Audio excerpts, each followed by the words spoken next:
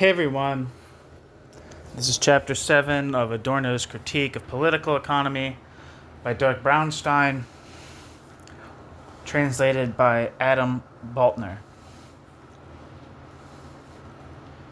Chapter 7 is titled, Humanity Had to Inflict Terrible Injuries on Itself. Quote, other than that, the horizon is bleak.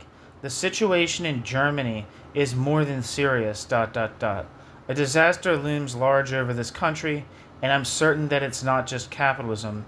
There's no way that capitalism becoming so bestial has only economic causes. How could I begin to formulate what these are? I just keep noticing time and again in France, where there is certainly much to criticize, everything which has been destroyed in our country. Basic decency, good nature in its entirety, and with it all sense of mutual trust. However, given that a revolution in Germany would not give a boost to an unspent, quote, people, end quote, unlike perhaps in Russia, I don't believe in the healing powers of upheaval. I only perceive a general mess, and I'd almost prefer it would be possible to continually... I'd almost prefer if it would be possible to continue muddling through Jesus Christ. And I'd also almost prefer if it would be possible to continue muddling through like this.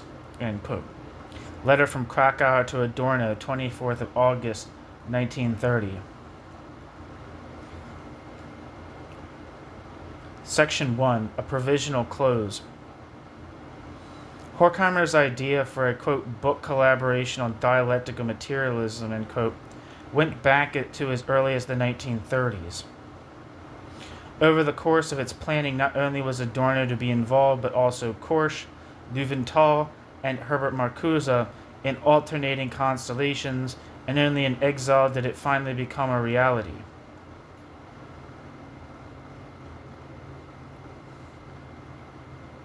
In a March 1941 letter to Horkheimer, Adorno reports that he has completed a preliminary draft of his work, Philosophy of New Music. Footnote. On Adorno and Horkheimer's, quote, work on the dialectic project, see the chapter of that title in Vigor's House, 1995, which further elaborates the origin of dialectic of enlightenment merely outlined in the present study. End footnote. Although Adorno admits that it might initially be hard to imagine, quote, anything so absurd as the philosophical examination of the most subtle details of an art about which no human wants to know anything, end quote, it is, quote, in spite of this, or precisely because of this, end quote, that Adorno feels confident promising Horkheimer that the, quote, excessive undertaking in prose, end quote, would benefit their collaborative work. Quote, it is a kind of crossroad of many motifs, end quote. Letter from Adorno to Horkheimer, 20th of May, 1941. Footnote. Individual passages from Philosophy of New Music would be taken up in Thomas Mann's Dr. Faustus, quote, almost word for word, end quote. See Tiedemann, 1992. End footnote. Upon receiving from Adorno the revised manuscript in August, Horkheimer responds ecstatically. Footnote. See letter from Adorno to Horkheimer, 10th of August, 1941. End footnote. Quote, if ever in my life I have been enthusiastic, it was while reading this book. I can't begin to tell you how pleased and happy I am that this document exists. If we're so successful in projecting an incorruptible view that, might I say, is the force of the passivity with which you experience new music, if in doing so we are successful in confronting the categories that guide your presentation with reality, in spite of all receptivity for the subject, then we'll have accomplished what theory can expect of us at this time, end quote. Horkheimer to Adorno, 28th of August, 1941.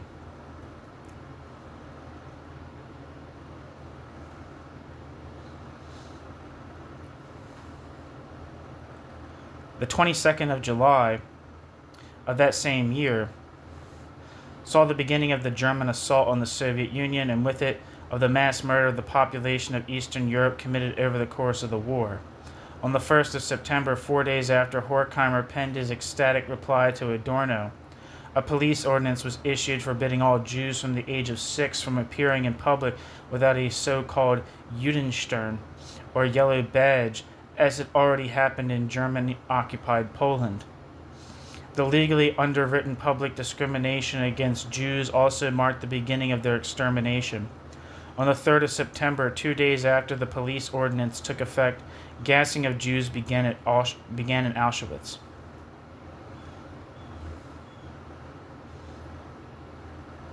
Reports of what had occurred, quote, could be found, for example, in the extensive, quote, Chronicles section of Contemporary Jewish Record, published by the American Jewish Committee, but it was also possible to find information on the terrible events in Europe, even in the main newspapers in the USA, end quote.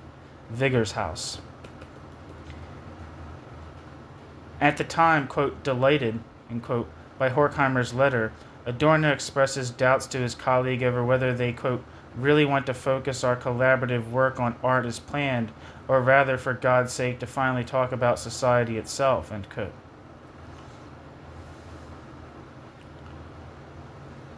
Adorno. For his own part, in his letter from August, Horkheimer already mentions the problem of anti-Semitism, which Adorno then takes up in light of the prevailing circumstances.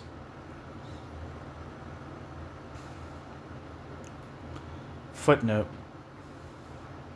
Regarding his own reflections on the subject, Horkheimer writes Adorno the following, quote, the ridiculous loyalty to one God makes the Jews, in the view of the anti-Semite, not in reality, simultaneously clumsy and dangerous. The murder of the mad contains the key to the pogrom of the Jews. Of course, the view that monotheistic consciousness is folly contains a deep reverence, or rather a superstitious dread that one's own actions are perverse and pernicious, because they are less spellbound than the sane, by the means and ends in whose service life today happens. The mad are rendered uncanny spectators who must be gotten rid of, ... The investigation of anti-Semitism leads back to mythology and ultimately to physiology, end quote. Letter from Horkheimer to Adorno, 28th of August, 1941. End footnote.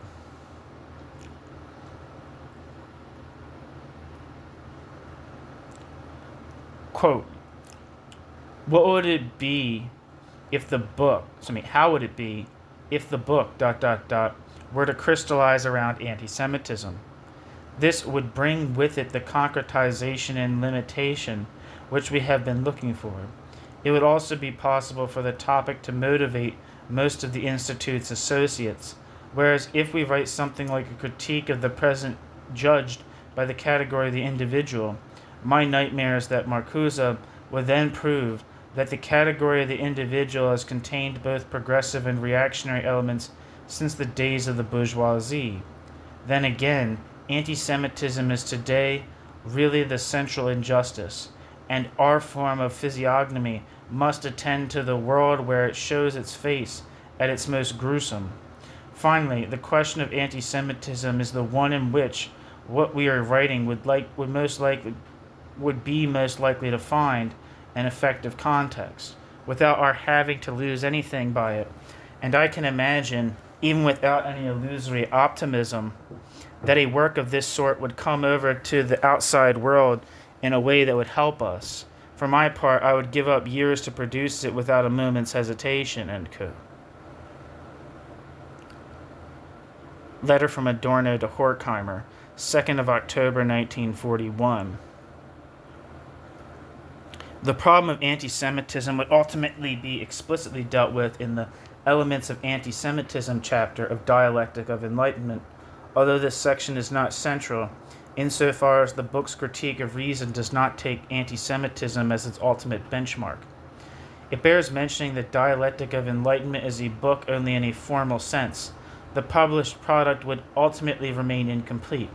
The essays are as disparate next to each other as they are internally fragmentary, a feature related to the theory they elaborate.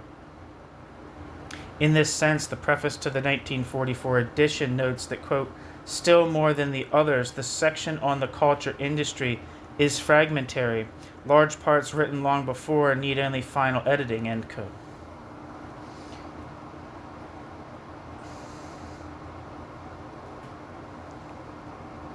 Adorno and Horkheimer.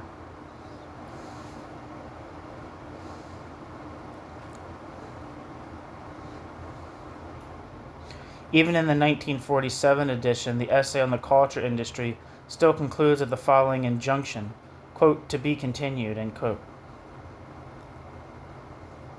Adorno and Horkheimer. In a letter from March 1943, Adorno informs his parents that he and Horkheimer do not intend to complete the, quote, big theoretical works, end quote, with which they are engaged, a prospect which was, quote, out of the question for lack of time alone, end quote. However, he does state that they at least want to bring these works, quote, to a provisional close and mimeograph, end quote. Adorno. This took the form of a 1944 hectographic typescript titled Philosophical Fragments.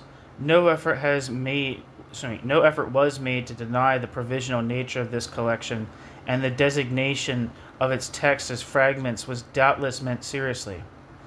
Later in the 1947 edition, the description Philosophical Fragments became the subtitle and was replaced by the new title Dialectic of Enlightenment, as it became clear that no further draft would be forthcoming. Even still, Adorno would later contemplate the possibility of a sequel from time to time. In a 1944 letter to Hans Paschke, that's my best guess, the publisher of the cultural journal Merkur, Adorno reports that he and Horkheimer are working on a, quote, second volume of Dialectic, end quote.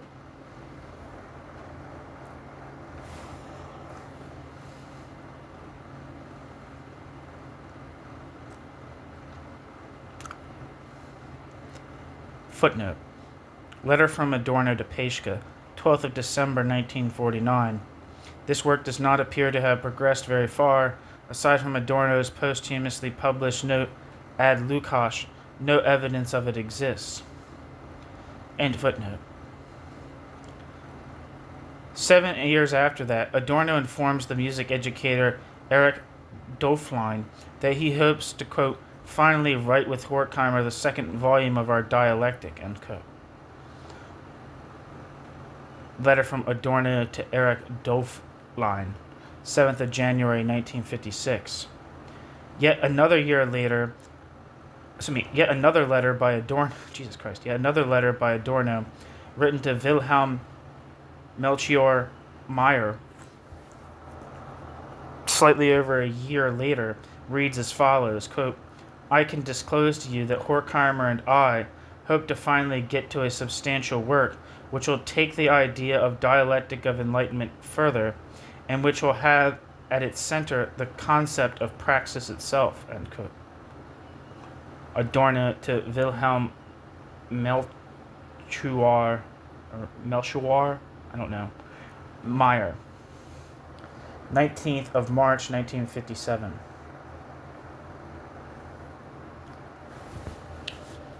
Section 2. The Magic Schema of Rational Exchange.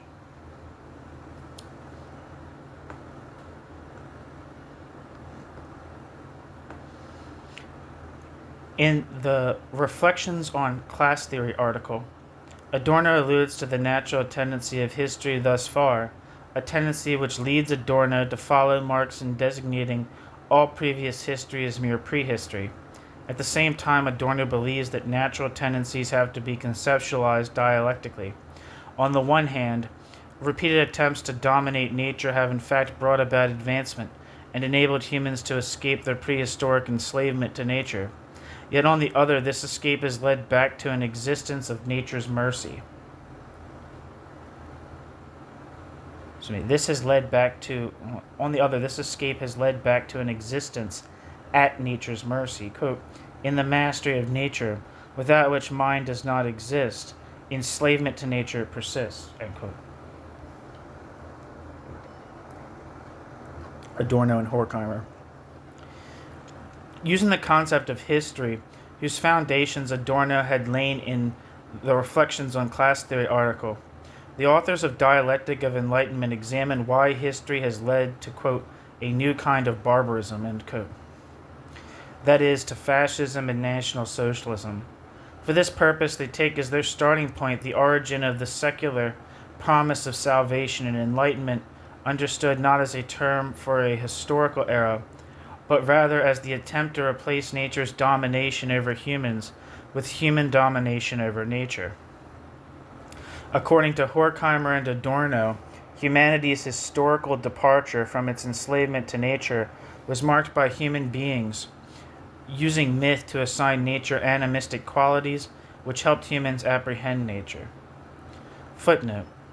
The failure of enlightenment, quote, goes all the way back to its earliest prefigurations and demands the term be reconceptualized, no longer as simply an epoch, but rather as a law of motion in the development of human thought, not simply as a mental process, but rather as a social process whose institutions and technical achievements are just as much manifestations of the human spirit as our philosophical ideas or artworks, end quote. Turka and Bolta, 1994. End footnote.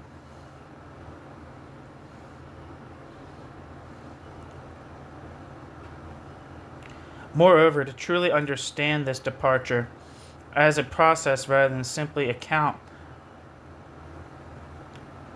for its grim results, the authors interpret the primal history of enlightenment so that the latter always contains the potential to transform into its opposite, unfettered barbarism.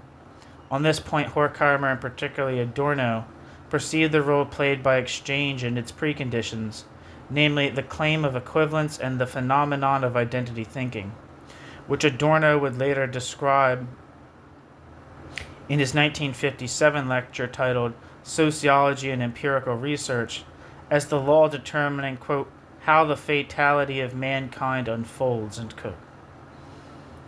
Footnote.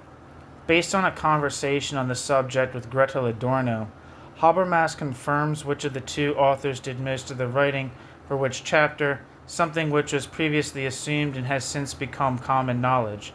Horkheimer was chiefly responsible for the title essay and on the chapter on Sade, or Sod. Adorno for the Odysseus and culture industry chapters. Only elements of anti-Semitism and notes and sketches were actually written together. See Habermas, 1993, end footnote.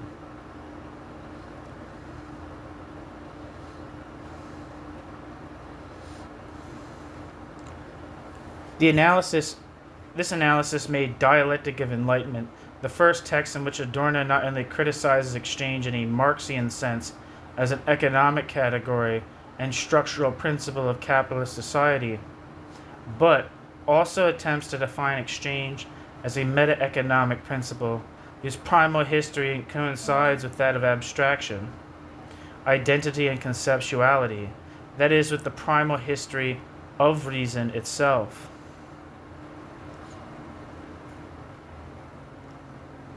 According to Horkheimer and Adorno, while mimetic behavior was succeeded in its day by mythic behavior, quote, the incantatory practices of the magician by the carefully graduated sacrifice, and the labor of enslaved men mediated by command, end quote. The latter was in turn replaced in the Enlightenment by the exchange of equivalence and its mediating services. This ushered in the preeminence of exchange's particular form of rationality, which Horkheimer and Adorno recognize as a rationality of domination. In this sense, as Andreas Benold correctly observes, although the, quote, fundamental difference between the concept of exchange in Horkheimer/Adorno versus in the Marxian critique of political economy, end quote, is frequently invoked as a, quote, reproach against critical theory, end quote. This is unjustified.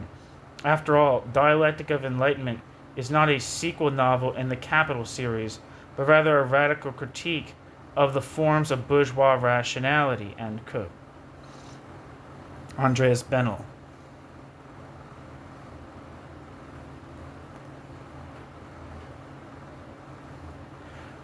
The following difference between Marx's and Adorno's respective concepts of exchange has been invoked in precisely this manner by Gerhard Brandt. Quote, Adorno certainly did not avert the danger of a, quote, generalization in the field of philosophy of history of the critique of political economy.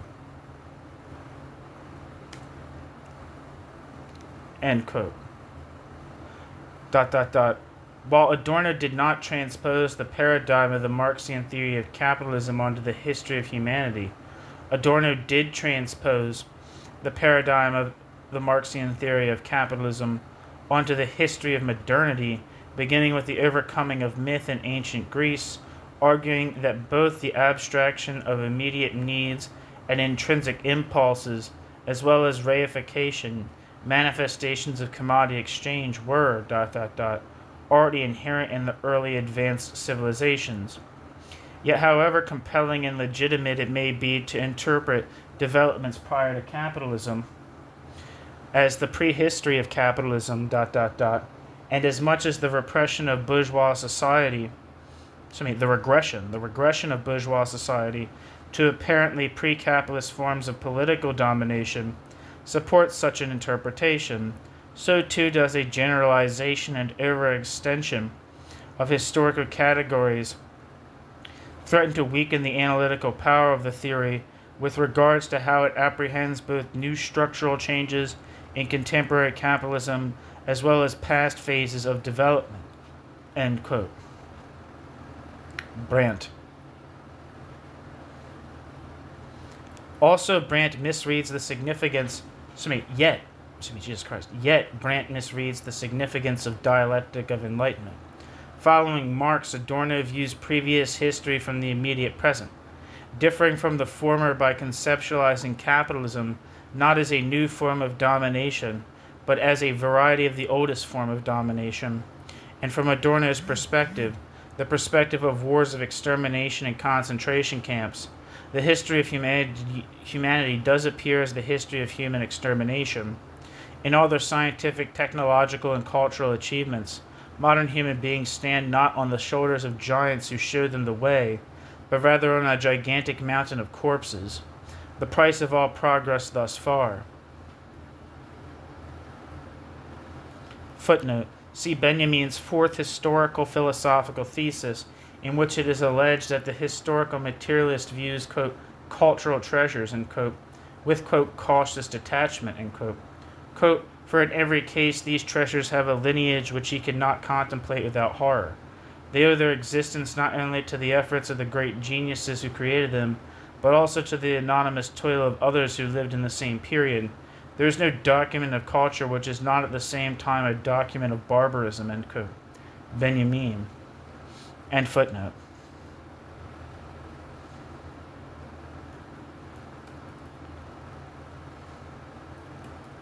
That is what Horkheimer and Adorno allude to with the claim that, quote, humanity had to inflict terrible injuries on itself before the self, the identical purpose-directed masculine character of human beings, was created, and something of this process is repeated in every childhood, end quote. Adorno and Horkheimer. Yet the invocation of childhood here gives rise to a terrifying question.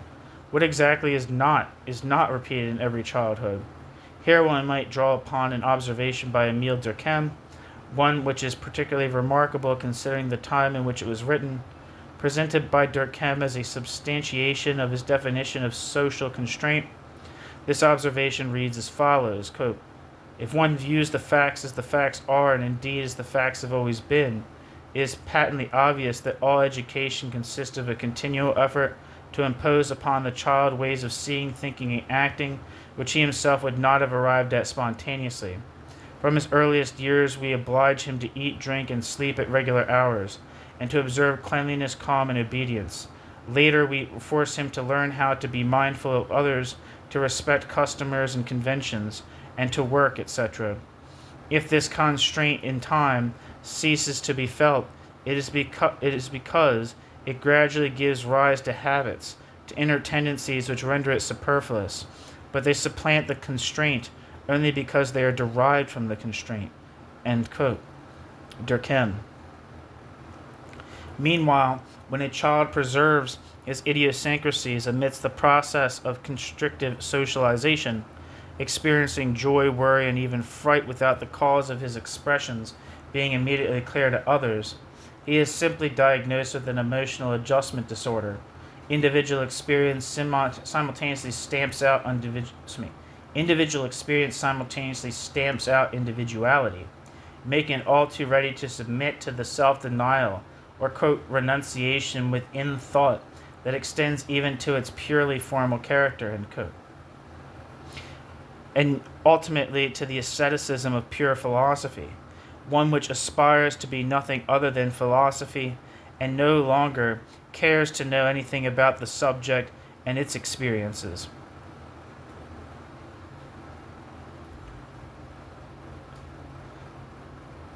Philosophy of this kind extends the socially produced poverty of experience, a poverty which afflicts subjects even in said philosophy's absence.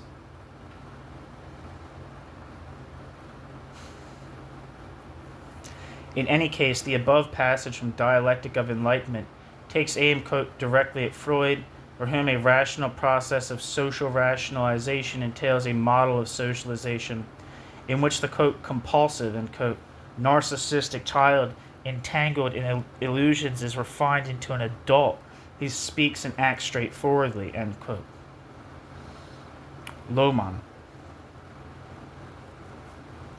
As opposed to this, a reconciled society, quote, would not have to remove children from a happy situation and place them in an unhappy one, end quote. Jornitz, 2003. As the reality principle would no longer entail conformity to a reality envisioned as self-denial. Horkheimer and Adorno described capitalism, humanity's most advanced stage thus far, as a historical moment within an overarching prehistory. After all, as Christoph Türke and Gerhard Bolta write, capitalism, quote, is prehistory and has a prehistory, and one cannot sufficiently grasp capitalism without simultaneously grasping the prehistory capitalism contains, without discerning the structure of its prehistory from its own structure, and thereby discerning the deep structure of prehistory in its entirety. According to Horkheimer and Adorno, only in this way is it possible to grasp the horrors of fascism at all. It was not simply capitalism which erupted into fascism, rather fascism absorbed the entire mythical violence of prehistory and endowed it with maximum technological resources, end quote. Türke and Bolta, 1994. The, quote, deep structure of prehistory, end quote, Türke and Bolta mention here is domination over nature, others, and oneself, which openly reveals itself in National Socialism as unfettered horror. In the chapter in Dialectic of Enlightenment titled Odysseus or Myth and Enlightenment, Adorno attempts to uncover this historically constant structure of domination in order to reveal contemporary domination, whether in the form of monopoly capitalism or fascism, as an element of a more general phenomenon. An exemplary misunderstanding of the economy-critical intentions of Dialectic of Enlightenment can also be seen in Michael T. Coltan's essay titled Adorno gegen seine Liebhaber verteidigt. Adorno defended against his fans. Coltan addresses the function of exchange in Horkheimer and Adorno's work as follows, quote, for obvious reasons, Adorno and Horkheimer expound upon the relationship between exchange and sacrifice in Dialectic of Enlightenment. The outward historical grounds for this are easy to establish, yet it should be remembered that the philosophical fragments of Dialectic of Enlightenment attempted first and foremost to put into words the catastrophe of National Socialism by emphasizing the close relationship between sacrifice and exchange. Horkheimer and Adorno criticized the ideology of National Socialism an ideology in which the sacrificial cult plays an essential role. End quote. Quotan. There's a footnote. There's 2 footnotes that I missed. Footnote. Quote, no work bears more eloquent witness to the intertwinement of enlightenment and myth than that of Homer, the basic text of European civilization, end quote. Adorno and Horkheimer. End footnote. Footnote. With this essay, Quotan seeks to both criticize Adorno while defending Adorno against his critics and his misappropriation by a, quote, species of Adorno disciples who diffuse him precisely by unconditionally subjugating themselves to his text, end quote. Quotan. It is no coincidence that the substantive shortcomings of this essay are clearly reflected in its language, one which speaks of a, quote, perspective, drafted, end quote. A, quote, centrality, unfolded, end quote. A point of, quote, importance, underscored, end quote, Quotan. Of, quote, considerations grown dear to heart, end quote, Quotan. Of the, quote, ideology of sacrifice nullified, end quote, Quotan. Of, quote, structures established, end quote, Quotan. Of a, quote, illusion which can, quote, can, quote, seep into minds, end quote, Quotan. Over Odysseus, quote, floats the sword of Damocles, end quote, Quotan. Things end up, quote, on the opposite pole of the subject-object dualism, end quote, Quotan. And, quote, commodity exchange, accompanies humanity, for part of its journey, end quote, Quotan. That being said, the essay is important as a rare instance of a text which actually takes Adorno seriously as a critic of economy. End footnote. Contrary to this account, the authors of Dialectic of Enlightenment most certainly do not intend to, quote, put into words the catastrophe of National Socialism, end quote, in order to make it accessible to rationality, something which the culture industry does non-stop. Footnote. In Germany, the personalization of Holocaust history has been executed by Guido Knopp, who Wolfgang Nitschke describes as the, quote, reprocessing plant for both factual and funny stories. Parenthesis, Sach- und Lachgeschichten from the dark period, end quote. Nitschke. And by Knopp's helpers. Quote, the re-examination of Hitler's actions, collected, edited, and neatly taken apart in thousands of books, allows nothing to be felt except the general emotion which, accompanies a neighbor's misfortune, complacence. The more subtly and seriously that scholarliness itself operates and differentiates, the more it downplays. The denser the materials, the more conclusive the analysis. The more barbaric the subjects, the more cozy and comfortable the reader feels. Is this what the creator intended? End quote. Henscheid, 2003. End footnote. In view of National Socialism, Adorno and Horkheimer did not conceive of sacrifice as an act of economic exchange, but rather as the sacrifice of individuals to the individual, a, quote, sacrifice of the self, end quote, following from the, quote, denial of nature in the human being for the sake of mastery over extra-human nature and over other human beings, end quote. Adorno and Horkheimer. In this regard, the concept of sacrifice relies on that of self-denial. Footnote. In a letter to his parents during work on Dialectic of Enlightenment, Adorno writes that, quote, the Homer study is a critique of self-denial, end quote. Adorno had already addressed the relationship between sacrifice and self-denial in the Kierkegaard book. End footnote. Through these concepts, quote, both the difference between and the unity of mythical nature and enlightened mastery of nature become apparent, end quote. Adorno and Horkheimer. Concerning the economy of sacrifice in Dialectic of Enlightenment, Quotan is also incorrect to say that, quote, the concept of exchange is developed out of the concept of sacrifice, end quote. Coltan.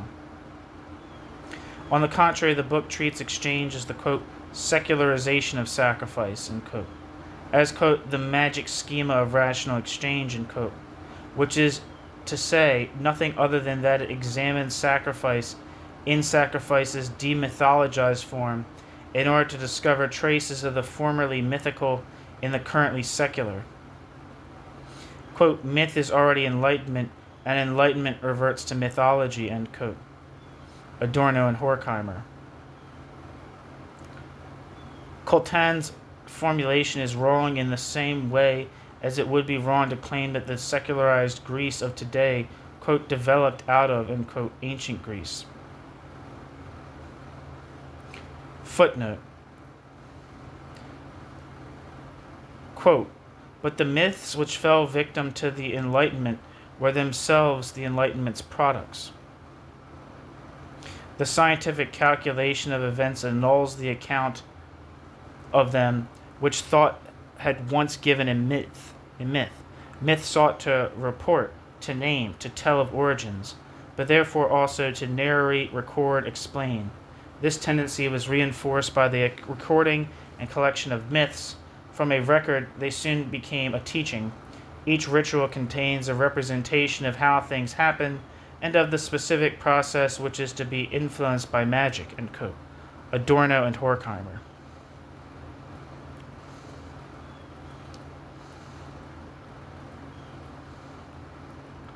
End footnote. Coltan's formulation is wrong in the same way as it would be wrong to claim that secularized Greece today, quote, developed out of, end quote, ancient Greece. That being said, traces of the latter can be found within the former, something which is also the case in other countries. While secularization does constitute the negation of religiosity in society, this negation can only take place determinately as long as history has not experienced an absolute, that is, an ultimate revolutionary break. This is also true of the relationship between sacrifice and exchange. Exchange under capitalism is certainly different from exchange in pre-capitalist societies, which is itself different from sacrifices. However, what remains constant is that something is given in order for something else to be received. Exchange does not need to be theoretically, quote, developed out of, end quote, sacrifice, as sacrifice was itself already exchange.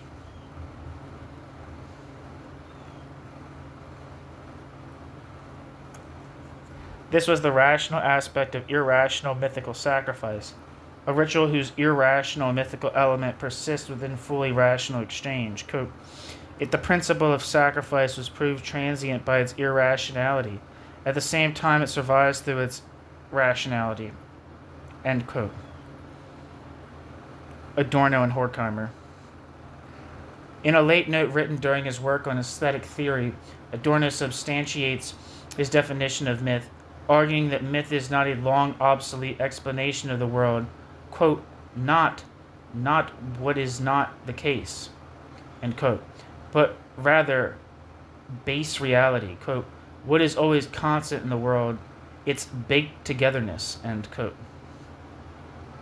Das immer gleiche Zusammengebackene der Welt. Myth is, quote, the stuff of world, how it is, how it will remain, how it should be, end quote. Adorno. Hence, in the exchange of equivalents, the exchange which permits neither more nor less than equivalency, Adorno recognizes this myth of the always constant. Quote, as long as domination persists through exchange, myth will dominate as well, end quote. Adorno.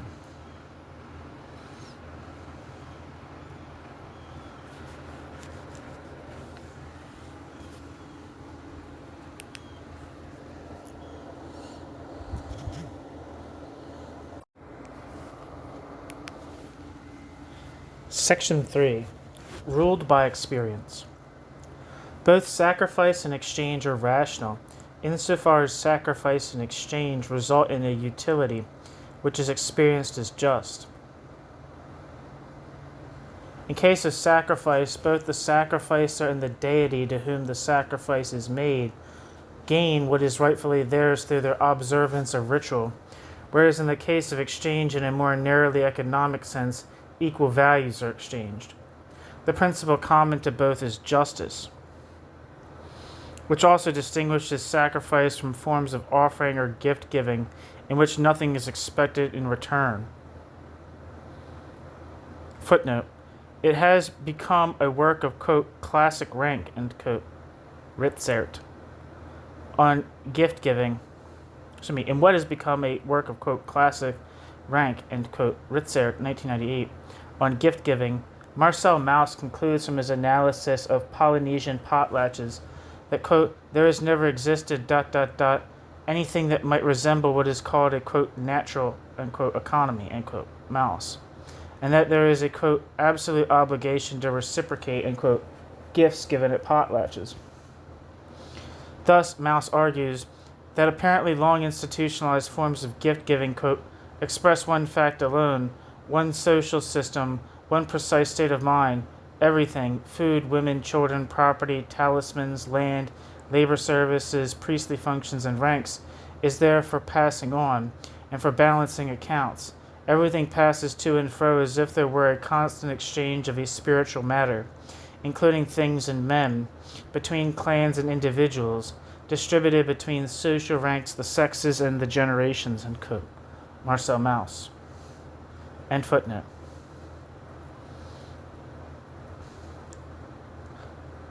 Justice is unthinkable without the idea of equivalence because the medium of justice is equality. The failure of dialectic of enlightenment to account for the difference between pre-capitalist and capitalist exchange in dialectic of enlightenment's models does in fact lead to confusion in some passages, such as when Adorno and Horkheimer write that, quote, the seafarer Odysseus outwits the natural deities as the civilized traveler was later to swindle savages, offering them colored beads for ivory, end quote. Adorno and Horkheimer, Dialectic of Enlightenment. Setting aside whether the exchange of glass beads for ivory actually happened on a large scale to produce anything more than anecdotes, this example indicates an objective problem with determining unjust advantage in exchange. Both, to me, after all, in the particular exchange it depicts, there is no unjust advantage. Both parties can count themselves as, quote, winners. Both the traveler who changes beads which are worthless to him for ivory he can sell for money, and the, quote, savages who receive the beads they desire for the ivory in which they have no or only limited interest. This is a win-win situation of a kind which does not occur in capitalism proper. Moreover, insofar as the exchange detailed by Adorno is circumstantial exchange, as opposed to an instance of an exchange relationship generalized throughout society, it does not follow the principle of equivalence. Footnote, quote, Odysseus's defenselessness against the foaming sea sounds like a legitimation of the enrichment of the voyager at the expense of indigenous inhabitants.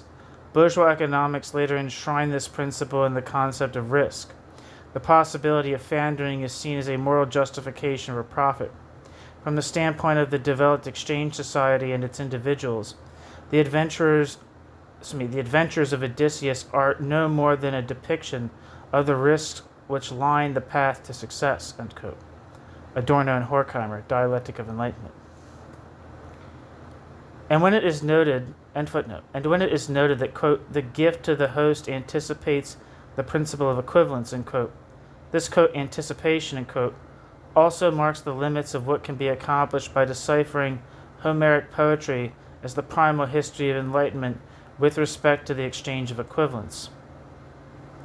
For with the assertion that, quote, the host receives really or symbolically the equivalent value of the service he has performed, while the guest takes away provisions which, in principle, are intended to enable him to reach home, end quote, it becomes clear not only that the ostensible equivalence here is constructed, but even more so that there is no objective standard by which this equivalence could be measured in the first place.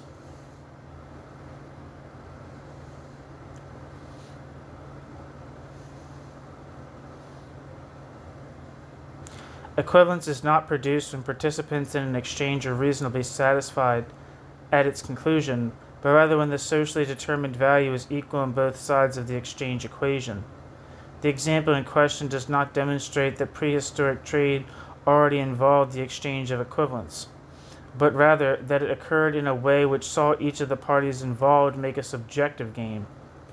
Yet according to Adorno, this gain remains dependent on a subjective theory of value, something he himself would later deem, quote, ideological, end quote.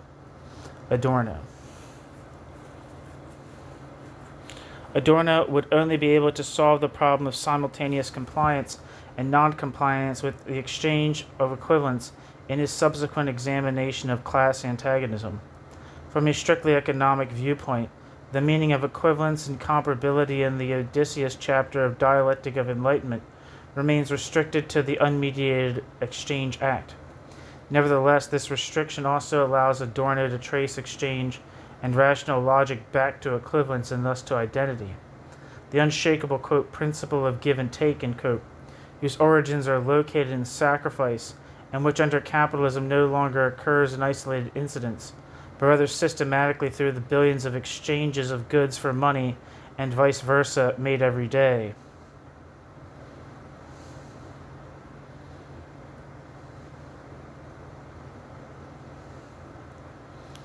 Quote, does not lead outside the circle of existence. The world controlled by mana, and even the worlds of Indian and Greek myth, are issueless and eternally the same. All birth is paid for with death, all fortune with misfortune.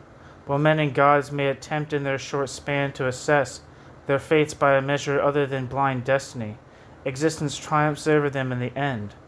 Even their justice, wrested from calamity, bears its features. It corresponds to the ways in which human beings, primitives no less than Greeks and barbarians, looked upon their world from within a society of oppression and poverty. Hence, for both mythical and enlightened justice, guilt and atonement, happiness and misfortune are seen as the two sides of an equation. Justice gives way to law, end quote. Adorno and Horkheimer.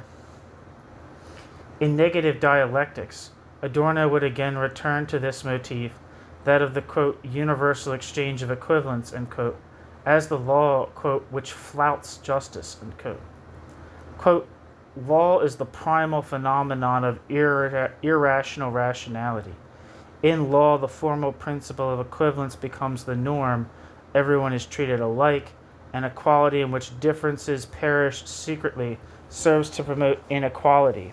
It becomes the it becomes the myth that survives amidst an only seemingly demythologized mankind.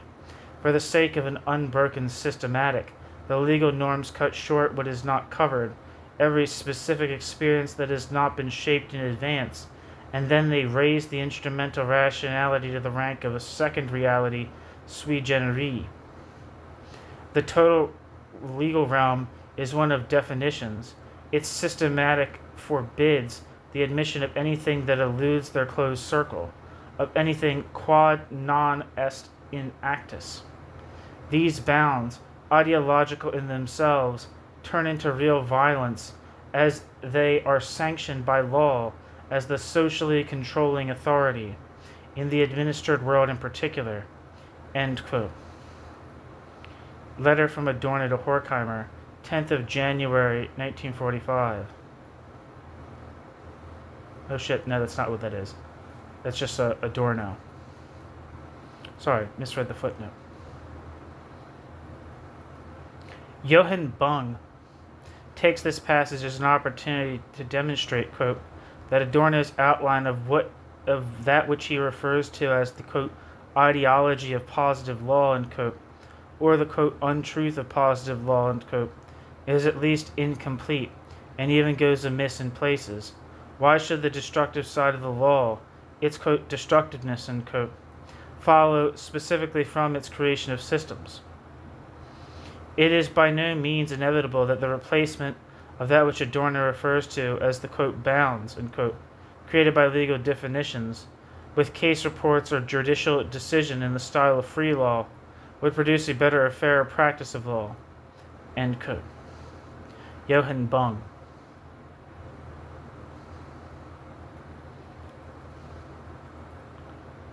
Yet Adorno would have shared this assessment, and indeed nowhere advocates for an alternative legal practice.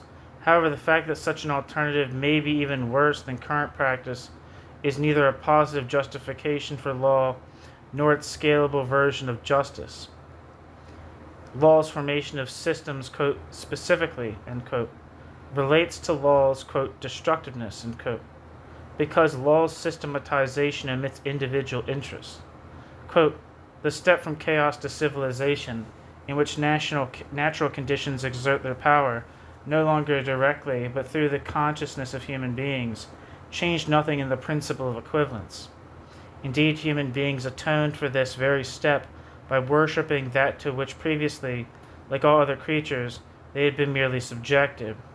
Earlier, fetishes had been subject to the law of equivalence.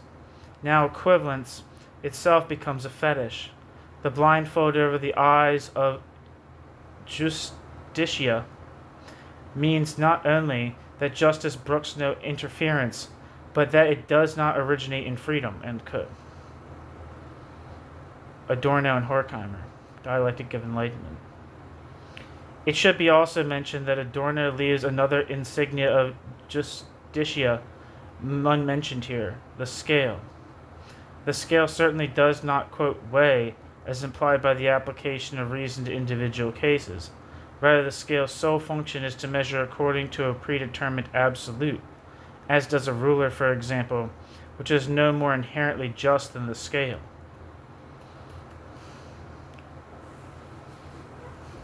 End footnote.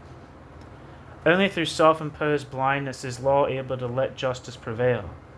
All are only seen as equal insofar as they are not seen at all. To do justice to the individual is only possible by negating individuality. It is not individuals who count as equal, but rather, quote, the individual, end quote. In this way, justice degenerates into tautology, and individual is what corresponds to the concept of the individual, which is in turn abstracted from individuals.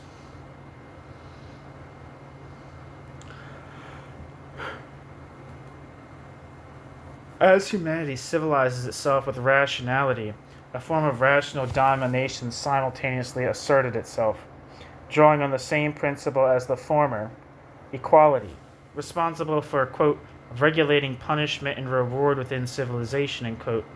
Equality or equivalence is the ubiquitous principle of civilized, that is, of rational domination. Quote, bourgeois society is ruled by equivalence. Bourgeois society makes dissimilar things comparable by reducing things to abstract quantities.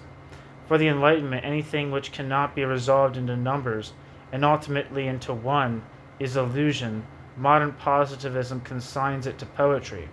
Unity remains the watchword from Parmenides to Russell. All gods and qualities must be destroyed. End quote. Horkheimer and Adorno.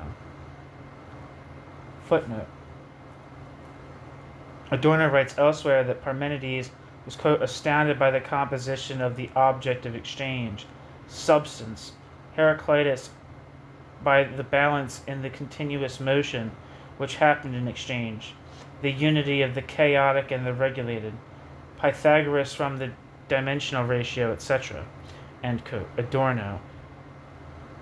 End quote. Adorno and Zone Rettel, 1989. End footnote. In other words, Horkheimer and Adorno's conception of bourgeois society is broad enough to include the city-state of antiquity. From there, they trace the history of the domination of equivalence, a history still in progress today. The way in which the world is understood conforms to the, quote, requirement of scientific security, end quote. Letter from Adorno to Horkheimer, 28th of November, 1936. Which can only be met through appropriation. A, quote, enlightenment through tabulation, end quote, is running its course, rejecting everything which cannot be measured and sorted as unverifiable and therefore irrational.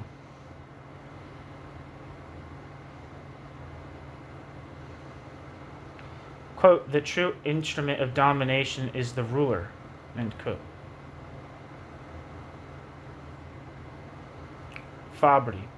As Adorno notes, this insight is already present in the work of Hegel, who suggests that, quote, a critique of the kind of tabulating thought which in the era of the administered world today has indeed almost become the universal form of science in general, a form of thought against which language itself now obviously occupies a hopelessly defensive position, end quote.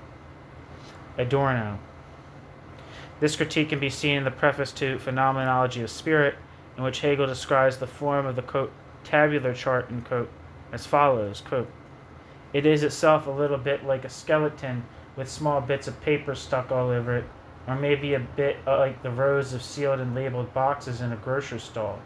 Either of these makes just as much sense as the other, and in the former case, there are only bones with the flesh and blood stripped off of them, and as in the latter case, where something equally lifeless has been hidden away in those boxes. ... The living essence of what is at stake has been omitted or concealed. ... The monochromatic nature of the schema and its lifeless determinations, together with this absolute identity and the transition from one to the other, are each and every one the result of the same lifeless intellect and external cognition, end quote. Hegel. Because they assume their form under capital, the French Revolution's ideals of liberty and justice through equality, ideals which first became established as bourgeois values and then as bourgeois law, transform into their opposites. Individual freedom under capital consists of the freedom to sell and buy, including to sell and buy labor power. Equality results from disregarding the particular people who carry out these transactions. On the one hand, the value of commodities and money does not depend on their owners. Yet, on the other, according to the ideology of liberalism, the amount of money every individual has is dependent on individual achievement. Justice prevails due to the validity of the universally performed exchange of equivalents. Ideally, all members of society enjoy an equal amount of formal freedom to face off against each other in formally just competition.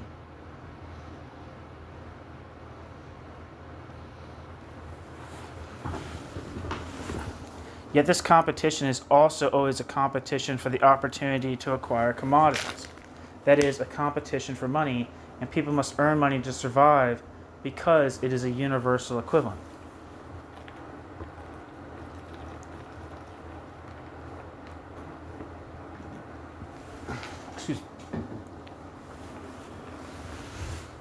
For workers, therefore, freedom transforms into the unfreedom of submitting to the material necessity for earning money. Read. Of submitting to wage labor. As circumstances demand that ostensibly free subjects coerce themselves into unfreedom for the sake of their existence. Equality as free competition becomes an existential struggle, one occurring within classes yet primarily between them. Meanwhile, regardless of the level of wages and of other labor conditions, the working class is always at a disadvantage in this supposedly free competition, because it has already sold the surplus values created to the capitalist class, in accordance with justice as ensured through the observance of the principle of equivalence. Who is committed to this justice must coerce himself. Whoever is committed to this justice must coerce himself to comply with the principle which works to his disadvantage, labor power for wages.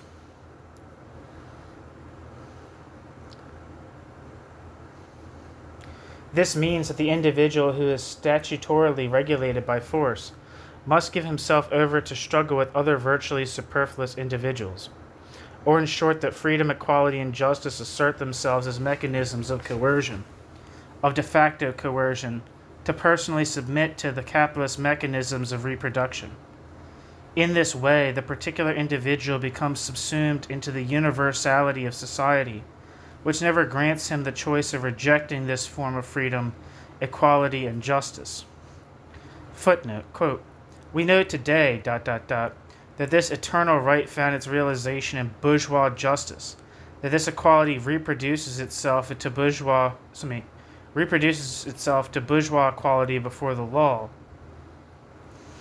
The bourgeois property was proclaimed as one of the essential rights of man, and that the government of reason, the contrat social of Rousseau,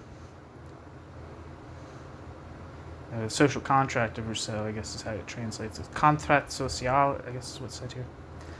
The contrat social of Rousseau came into being, and only could come into being as a democratic bourgeois republic. The great thinker of the 18th century could no more than their predecessors go beyond the limits imposed upon them by their epoch. End quote. Engels. And footnote.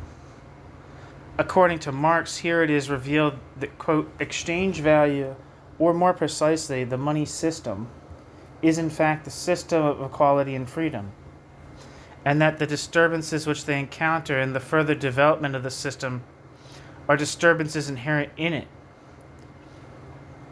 are merely the realization of equality and freedom, which prove to be inequality and unfreedom. End quote. Marx. Footnote. In a reflection from 1851, Marx wrote the following regarding the, quote, equality, end quote, of the classes.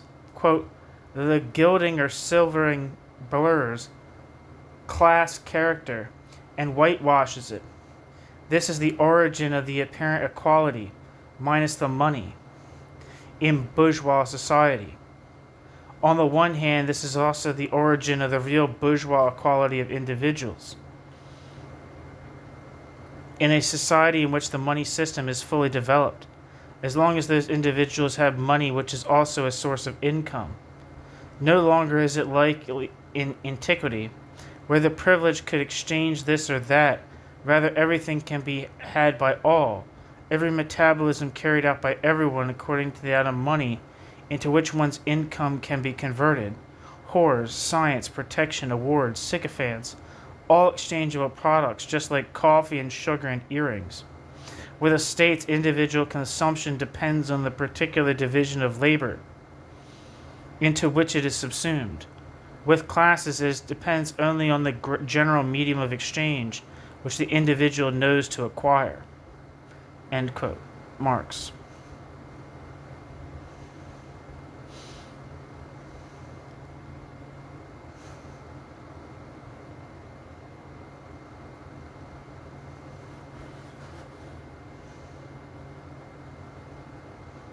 End footnote.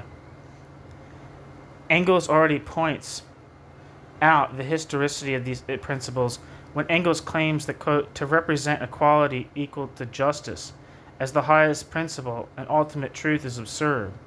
Equality exists only in opposition to inequality, justice in opposition to injustice. Hence they are still saddled with the opposition to old past history, and hence to old society itself, end quote. Engels. When these revolutionary principles are proclaimed in the 18th century, while the world appeared to stand, quote, upon its head, end quote, they were already a reflection of what already existed. As Adorno himself observes, quote, at the time when the Great French Revolution broke out, the crucial economic levers were already in the hands of the middle class. This means that production was already under the control of the manufacturing and the incipient industrial middle class. At the same time, the feudal class and the groups associated with it in the absolutist system had ceased almost entirely to have any influence over production in the sense of socially useful labor. This weakness of the absolutist system was the precondition for the outbreak of the revolution. It will be difficult to deny, that what appeared in the self-glorifying accounts of bourgeois historiography to be an indescribable act of liberation was in reality more like the confirmation of an already existing situation, And this is connected with the fact that, because all bourgeois revolutions merely make official, or de jure, something that already existed de facto, they all have an element of illusion, of ideology about them, end quote. Adorno. The concepts of freedom, justice, and equality are historically determined by the context of their specific genesis, namely by the early capitalist form of society. Having already been internalized by human beings in fully developed capitalism, these principles can hardly still serve as the standard for a critique which goes beyond mere morality, and it allows itself to be guided by the, quote, contradictory nature of its object, end quote. Adorno. Such a critique would have to take aim at these principles as well.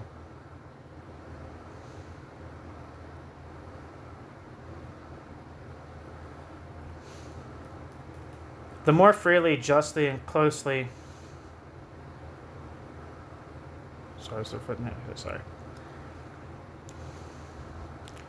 The more freely, justly, and closely to formal equality that individuals under capital can labor in its service, the simpler it becomes for society to ensure capital's politico-economic parameters. The more this happens, the more individuals themselves behave as market agents, as executors of their own unfreedom, injustice, and inequality. This leads Marx to adopt a critical stance towards alleged emancipatory principles, which provide an opening for the economic domination of capital, and thus to reject the idea of justice as inadequate.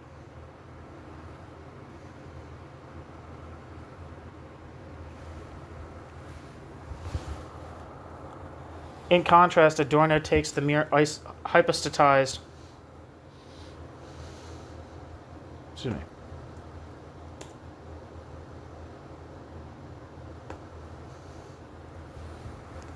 In contrast, Adorno takes the more hypostatized idea of justice, as well as that of freedom, at face value, ironically by distancing himself from the idea of justice, which became ubiquitous as an ineluctable principle under the capitalist mode of production, because it had gone unfulfilled. Marx treats it as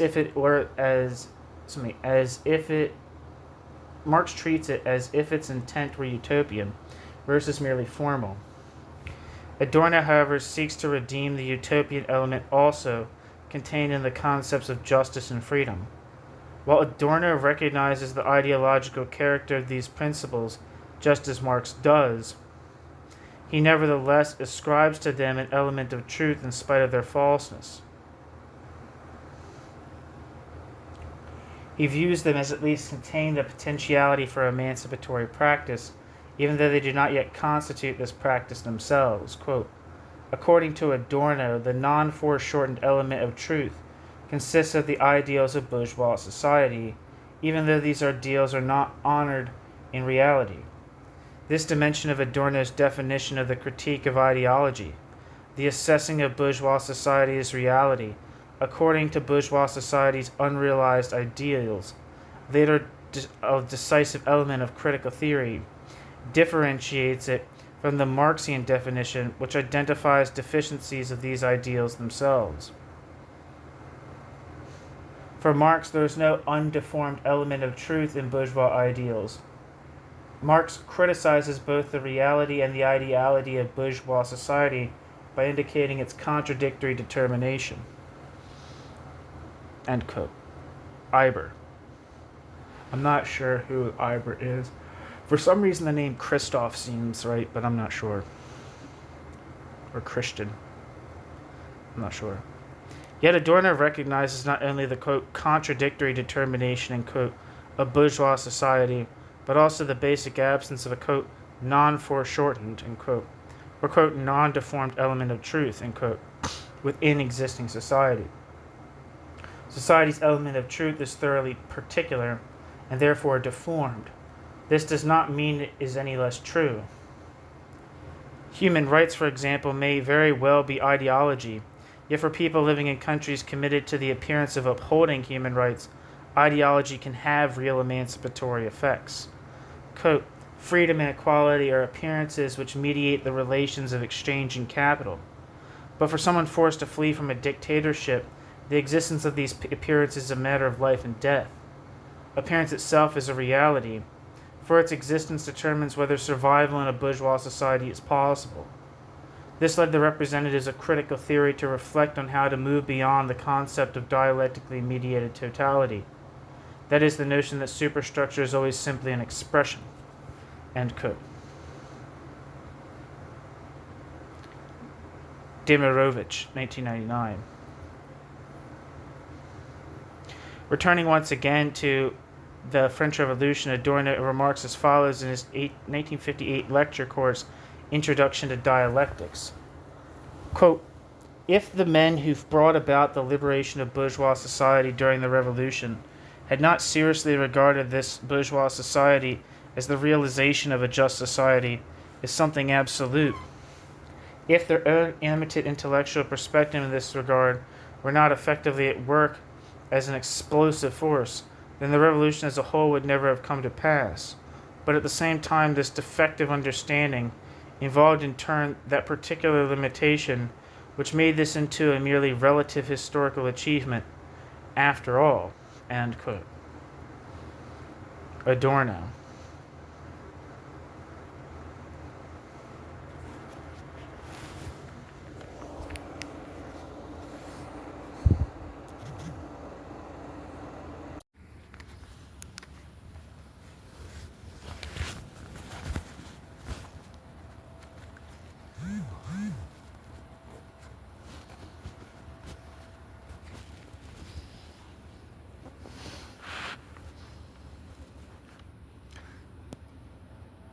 Section 4. No Shepherd. In Dialectic of Enlightenment, economy or economic critical motifs emerge most clearly in Adorno's chapter on the culture industry. Quote, the term culture industry was perhaps used for the first time in the book Dialectic of Enlightenment, end quote. Adorno recalls in a 1963 lecture titled, quote, Culture Industry Reconsidered. The culture industry, quote, fuses the old and familiar into a new quality, end quote. Adorno. For the culture industry is the new form assumed by traditional domination at the level of currently existing relations of production. As Adorno wrote Benjamin, Adorno was affected by extremes, and this can be seen here as well insofar as he examines the persistent element of domination on the basis of domination's, quote, historically most distant source, myth, and its most current, quote, the culture industry, end quote, Adorno. In a letter to Benjamin, 18th of March, 1936. In all branches of the culture industry, quote, products which are tailored for consumption by masses and which to a great extent determine the nature of that consumption are manufactured more or less according to plan. The individual branches are similar in structure or at least fit into each other, ordering themselves into a system almost without a gap. This is made possible by contemporary technical capabilities as well as by economic and administrative concentration. Thus, although the culture industry undeniably speculates on the consciousness and unconscious state of the millions towards which it is directed, the masses are not primary, but secondary. They are an object of calculation and appendage of the machinery. The customer is not king, as the culture industry would like to have us believe, not its subject, but its object. The very word mass media, specially honed for the culture industry, already shifts the accent onto harmless terrain. Neither is it a question of primary concern for the masses, nor of the techniques of communication as such, but of the spirit which sufflates them. Their master's voice, end quote. Remstma.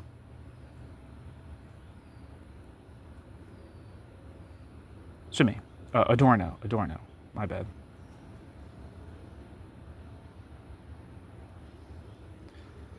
With this claim, Adorno by no means seeks to describe the assertion of a subjective will to domination as a conspiracy.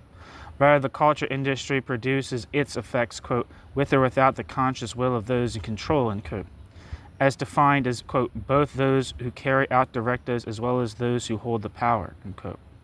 This is because, quote, ultimately the culture industry no longer even needs to directly pursue everywhere the profit interest from which it originated.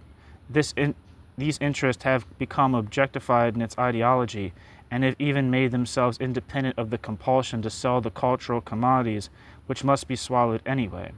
The culture industry turns into public relations, the manufacturing of, quote, goodwill, end quote, per se, without regard for particular firms of saleable objects.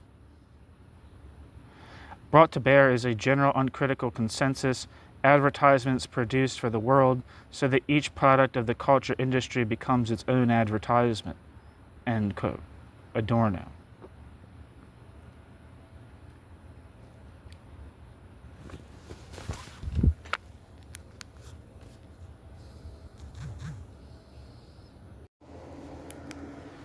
On this point, Burkhard Lindner has criticized Adorno for mostly referring, quote, to the, quote, dominant, end quote, der Herrschenden, in a mythical manner, as if to an unknown royal house or race of gods, end quote. Burkhard Lindner. As a result, quote, the partially used categories of the critique of political economy lose their analytical power, end quote. Lindner. While the, quote, culture industry as mass deception is denounced in a posture of late bourgeois enlightenment, end quote. Burkhard Lindner. However, Adorno's consideration of the culture industry is not as simple as Lindner implies. Adorno views the manipulation of the culture industry not as driven by the interest of individuals, but rather as unfolding structurally, quote, for the depersonalization and anonymous apparatus of power in an administered society. After all, it is directed precisely against the interest of its recipients, whom it turns into victims, end quote. Kausch.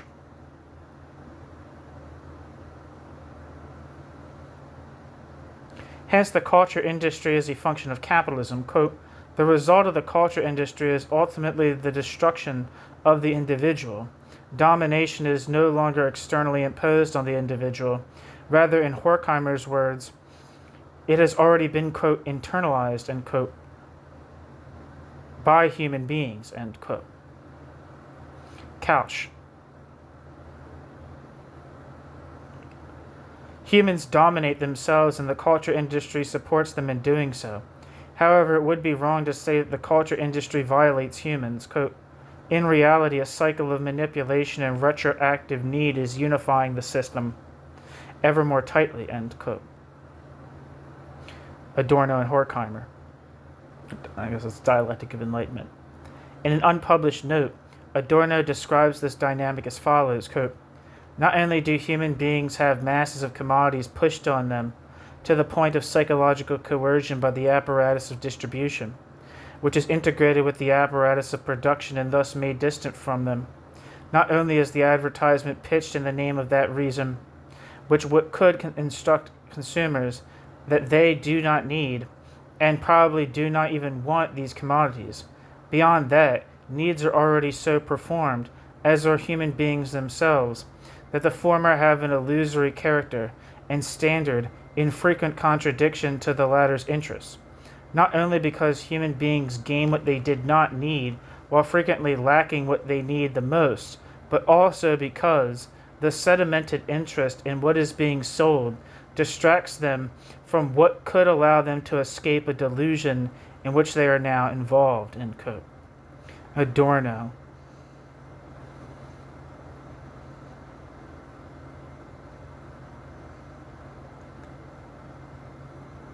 Footnote. Note written as a typescript with handmade underlinings, probably to mark repetitions of words, all crossed out. It appears that this note was to follow a passage in late capitalism or industrial society. It would have come after, quote, seemed to be under a curse, end quote. Adorno. Adorno presumably revisited the older text for the purpose of self-reflection before the reissue of Dialectic of Enlightenment, which Adorno probably wanted to revise more than he ultimately did. End footnote. In this way, the masses are, quote, manipulated while pursuing their own interests, end quote. Haug. And capitalist society reproduces itself, a society whose, quote, total domination likes to keep itself invisible. Quote, no shepherd and a herd, end quote, end quote. Adorno. Footnote, quote, in this way, Adorno views Nietzsche's thought on autonomy as superseded by history, which is itself subject to the dialectic of enlightenment. For Adorno, even Nietzsche's radical critique of the flattening tendencies of the modern age, encapsulated in the saying, quote, no shepherd and a herd, end quote, has become a matter of course for omnipresent domination, end quote. Maras, 2002. End footnote. This message taken up from Nietzsche of a herd with no shepherd standing before it suggests that the herd only qualifies as such because it dominates itself. Footnote, quote, no shepherd and one herd. Each wants the same. Each is the same. And whoever feels differently goes voluntarily into the insane asylum. End quote. Nietzsche. End footnote.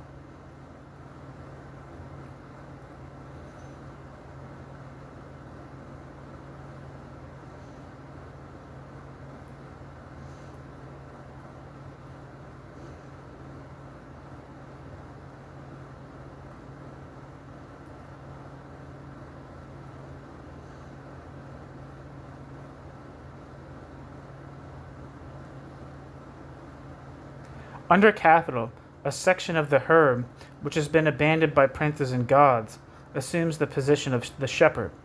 Who assumes this position is unimportant for the perpetuation of domination, as long as the position is simply occupied. According to Adorno, the commodities created by the culture industry are devoid of use value, or in other words, useless. However, these commodities disguise their uselessness. Quote, in reality, the utility gained by recipients from their culture industry consumption is a fetish, just as the commodities of the cultural industry are themselves fetishes. End quote. Adorno. For this reason, Adorno rejects the common objection to the critique of the culture industry that, quote, life is chaotic and the media orient individuals, helping individuals to overcome the chaos by structuring the chaos. End quote. Kausch. Quote, the most important defense of the culture industry today celebrates its spirit, which might safely be called ideology, as an ordering factor. In a supposedly chaotic world, it provides human beings with something like standards for orientation, and that alone seems worthy of approval. However, what its defenders imagine is preserved by the culture industry is in fact all the more thoroughly destroyed by it.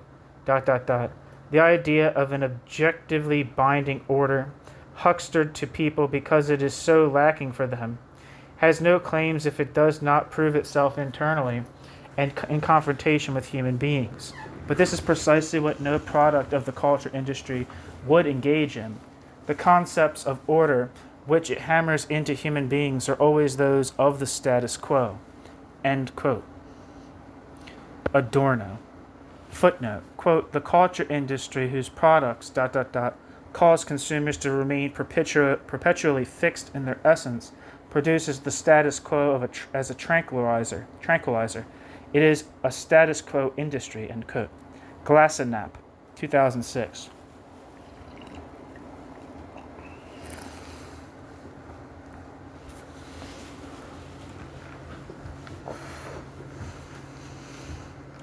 End footnote.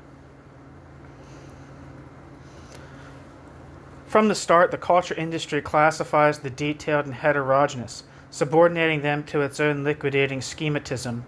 The expectation that subjects, quote, should from the first relate sensuous multiplicity to fundamental concepts, is denied to the subject by industry, end quote.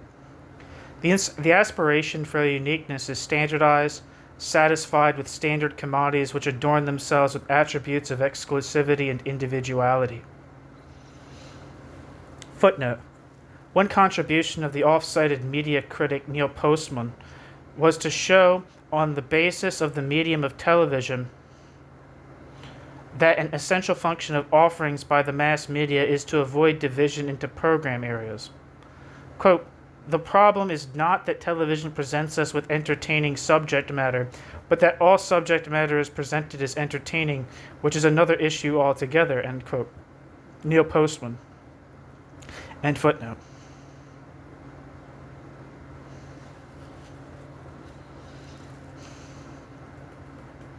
The question of use values, the subjective utility of a commodity, involves the question of the needs that commodity's consumers. Quote, need is a social category. Nature as, quote, drive is contained within the concept of need, end quote. So let me repeat that, I fucked that up. Quote, need is a social category. Nature as, quote, drive is contained within need, end quote. Adorno claims. Yet this drive, quote, is so socially mediated that this drive's natural side never appears immediately, but always only as socially produced. The appeal of nature in relation to this or that need is always merely the mask of denial and domination. End quote. Adorno. The capitalist mode of production enables both the spatial and temporal separation of need from the reshaping of nature necessary to fulfill need, making it possible for this process to be socialized. Quote, need, in contrast to the action which satisfies need, is already a historical product, end quote. Port. I'm assuming that's Wolfgang Port, I'm not sure. And has emancipated need self from the immediate compulsion of nature. Quote, it is precisely not need that constitutes the commodity. Commodity value is not derived from need but from objective conditions of production, of which need is an element but only in the last instance, that is, mediated by the interest to get rid of the stuff, end quote. Adorno. Mass consumption of the culture industry's commodities prompts their makers and apologists to point out the inevitability of, quote, standard products, end quote, being used, quote, to meet the same needs at countless locations, end quote. However, footnote, end quote, Adorno and Horkheimer, Dialectic of Enlightenment.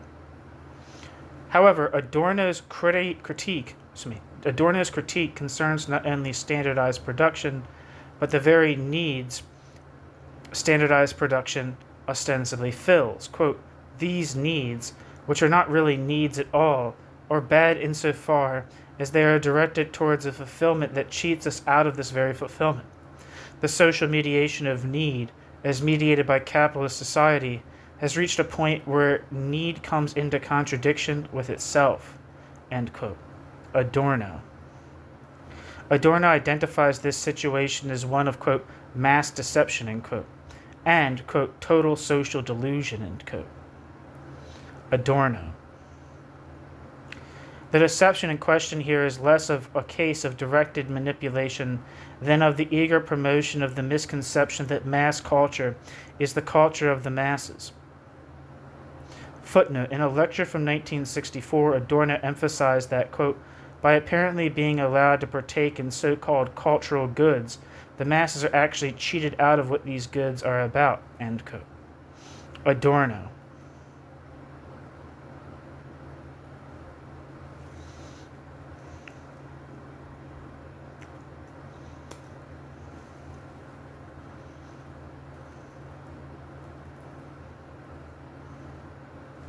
Sorry, I lost my spot real quick.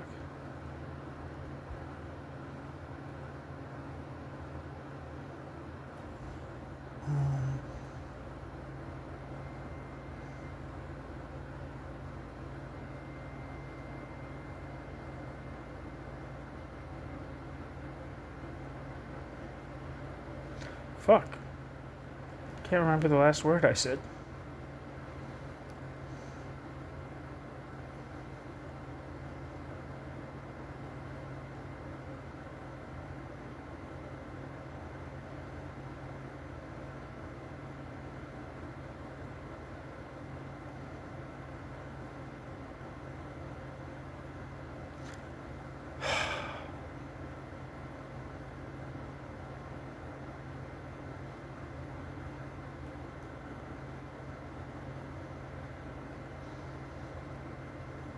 Alright, I'm gonna have to start from somewhere. I'm not sure if it was the right spot.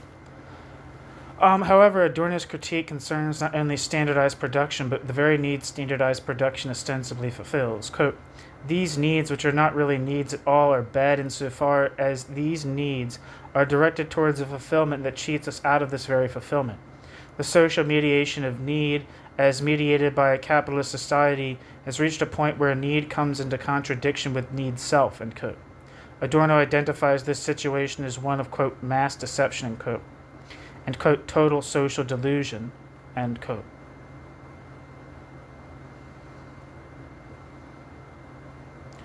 The deception in question here is less of a case of directed manipulation than that of the eager promotion of the misconception that mass culture is the culture of the masses.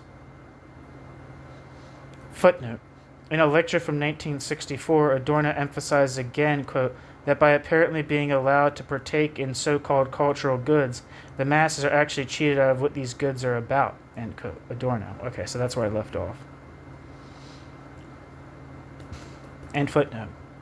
Yeah, I mean that's kind of a thing that I always thought is that with like the thing with like pop culture, and critiquing pop culture is not like a critique of like the tastes of the poor or something like that. I feel like that's a kind of like a common idea that you hear when people like critique culture. That's like it's like it's like a bourgeois middle class pretension, denigrating that what's marketed to poor people. And that was marketed to, I guess college educated people. But mass culture and popular culture is not really of the mass, and it's not really of popular culture.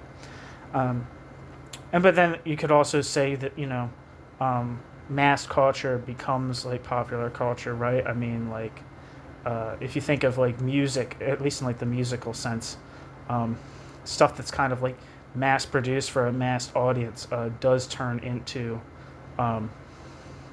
something that's kind of creatively adopted and made by the mass of people.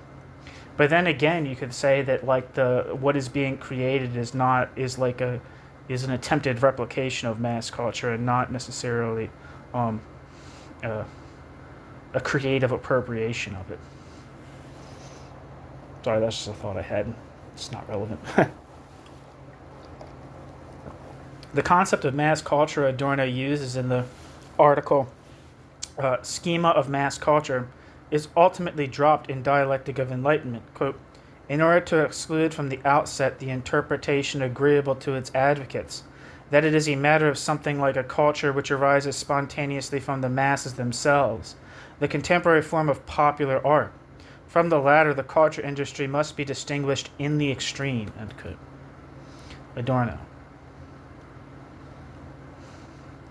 Quote, because, therefore, on one hand, one cannot become aware of the ideologies of people merely by the technique of questioning them, and because, on the other, one must take into account that the ideologies themselves are largely functions of the influence exerted on them by supposed or real mental structures, end quote. Adorno. Adorno calls for, quote, concern with the relationship between the content of social stimuli and social reactions, end quote. Adorno.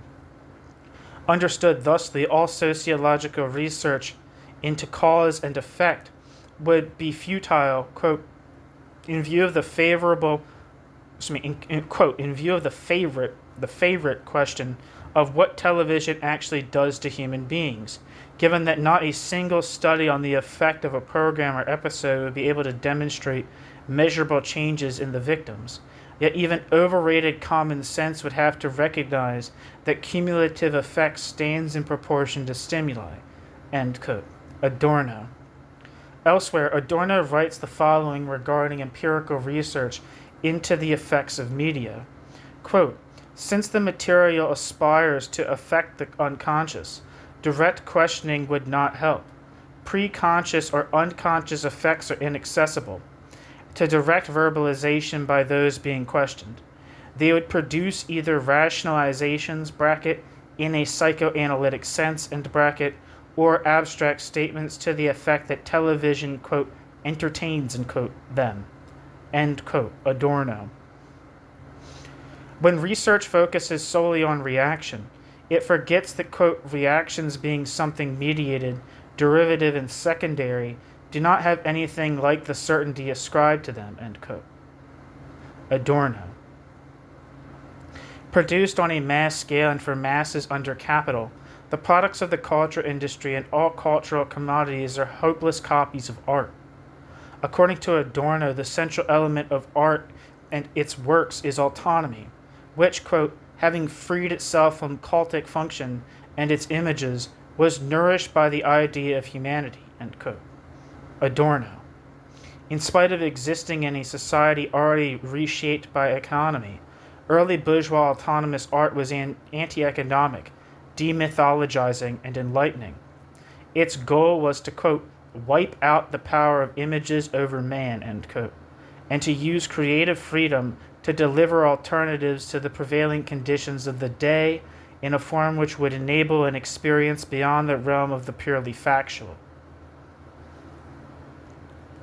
Where culture produces autonomous artworks as epiphenomena, culture maintains its own contradiction from within, continuing to exist as, quote, the social antithesis of society, end quote, Adorno, which points beyond the objective appearance of what is given.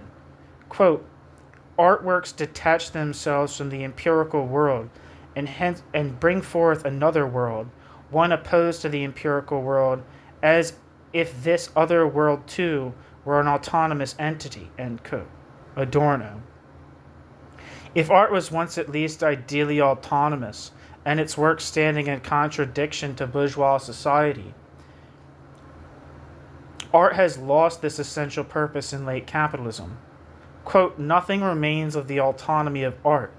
That artwork should be considered better than they consider themselves to be aroused that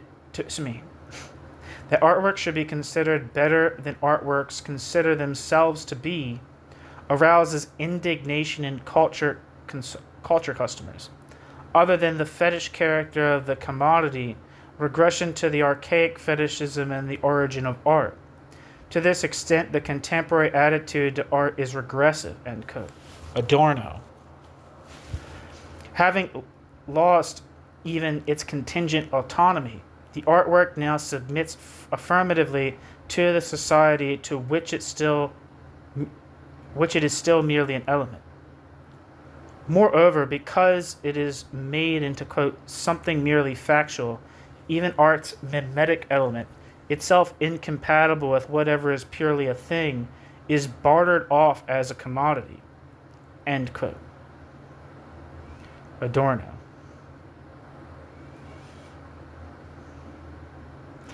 At the same time, Adorno believes that art did possess the character of a commodity even before the onset of capitalism.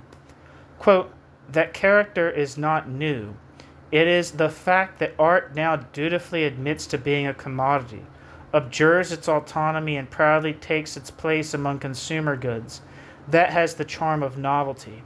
Pure works of art which negated the commodity character of society by simply following their own inherent laws were at the same time always commodities. To that extent, up to the 18th century, artists were protected from the market by patronage. Artists were subject to the patrons and their purposes instead. The purposelessness of the great modern work of art is sustained by the anonymity of the market. The latter's demands are so diversely mediated that the artist is exempted from any particular claim, although only to a certain degree, since his autonomy, being tolerated, has been attended throughout bourgeois history by a moment of untruth, which is culminated now in the social liquidation of art, end quote. Dialectic of Enlightenment. What is novel about the culture industry is that it opposes itself with an all-encompassing tolerance to what could be better, to both better artworks and a better world, a world which autonomous artworks aim for. Quote, the successful fusion of waking life and dream life, however, can allow itself a certain tolerance with regard to ideals. They are accepted as an ahistoric given along with others, and the honor which they owe to their opposition to life becomes a means of vindicating them as legitimate and successful elements of real life. A great poet is almost as good as a great inventor or talent scout, just as long as the standing of the work protects us from having to read any of it. With the liquidation of its opposition to empirical reality, art assumes a parasitic character, inasmuch as art now appears itself as reality, which is supposed to stand in for the reality out there. It tends to relate back to culture as its own object, end quote. Adorno. In self-described postmodernity, where self-examination takes precedence over all else, the art products regarded as particularly intelligent and successful are precisely those which refer to themselves or other art products. This is often done with an ironic gesture as if to say, don't take any of this too seriously. Mass-produced art, quote, has taken that alienation of the masses from art. Blindly sustained in life by society, up into the process of production as its presupposition, lives from it and deliberately reproduces it. The work of art becomes its own material and forms the technique of reproduction and presentation, actually a technique for the distribution of a real object, end quote. Adorno. Art itself responded to this with pop art, before pop art was equated with pop itself in a deliberate misunderstanding. Footnote. Many artworks indeed, quote, seem to have been conceived by their authors as ironic goods, end quote. Palmier, 2006. Pop art's original intention of using an ironic concept of art as commodity production and of artworks as commodities in order to get to the heart of the world of commodities did not ultimately work in pop art's favor. Instead, pop art saw the inversion of pop art's argument become legitimized, which maintains that if all art is equally commodity, then all commodities are also art. End footnote. Quote, the self-reflection of culture brings a leveling down process in its wake, inasmuch as any and every product refers back to what has already been performed. The mechanism of adjustment towards which business interest drives it anyway is imposed upon it once again. Whatever is to pass muster must already have been handled, manipulated, and approved by hundreds of thousands of people before anyone can enjoy it, end quote. Adorno. In place of alternative concepts to exist in reality, the culture industry merely presents what is always the same in the guise of the eternally new. In doing so, the culture industry makes, quote, even escape from a world determined by the principle of realistic self-denial into a part of that world, end quote.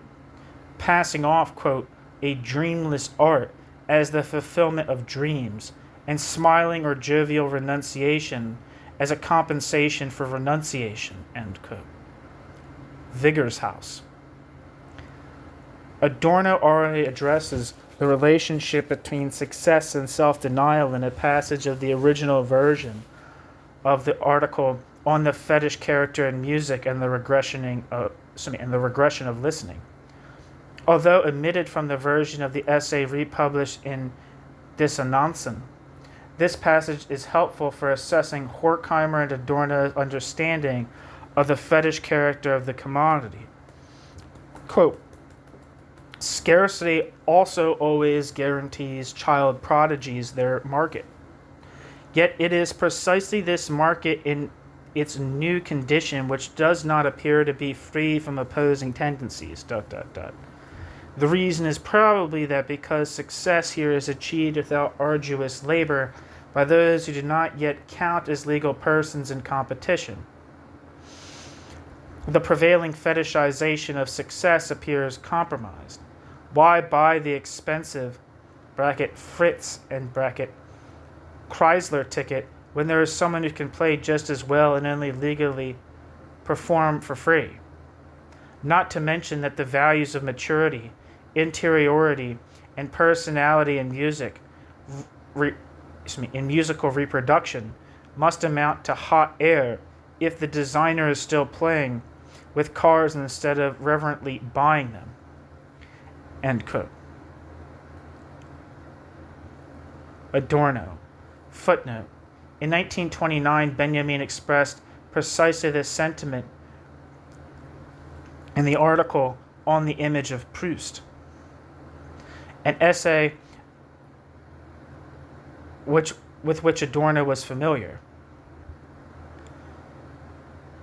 Quote, After all, nothing makes more sense to the model pupils of life than the notion that a great achievement is the fruit of toil, misery, and disappointment.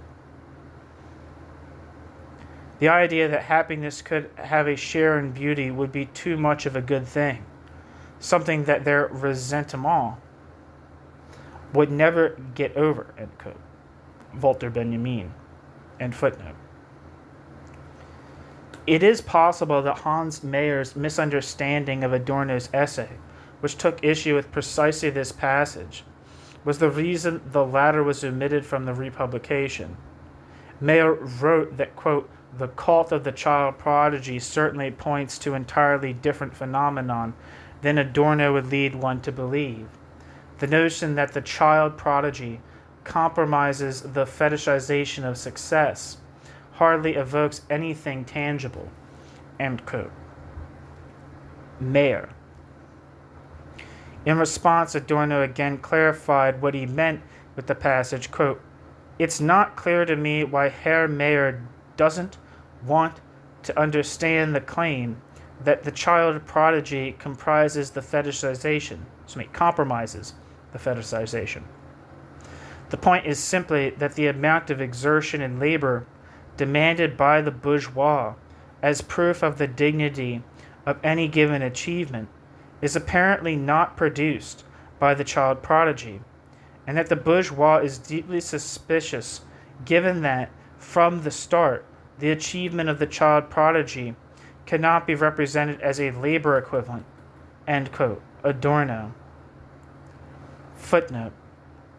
Gerhard Henschel points out that under National Socialism, pre-existing aversion to so-called child prodigies was exploited by none other than Alfred Rosenberg, chief Nazi ideologue for anti-Semitic propaganda. End footnote. What Adorno described in 1938 as the, quote, fetishization of success, end quote, is referred to in the culture industry chapter of Dialectic of Enlightenment as the, quote, myth of success, end quote. Dialectic of Enlightenment. In retrospect, it appears Adorno had used the term fetish to describe nothing other than the persistence of an irrational residue on the wholly enlightened earth.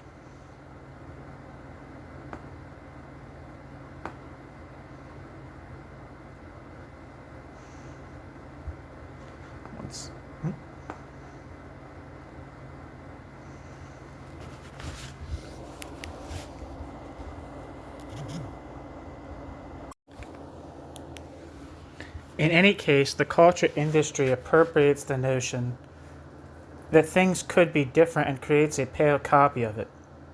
If art is the, quote, promise of happiness which gets broken, end quote, then the culture industry provides its customers with a happiness surrogate. Hence the cynical running gag in the advertising industry of perpetual escape from perpetual routine. Yet this surrogate carries just as little credibility as a source of happiness for the culture industry itself as it does for its recipients.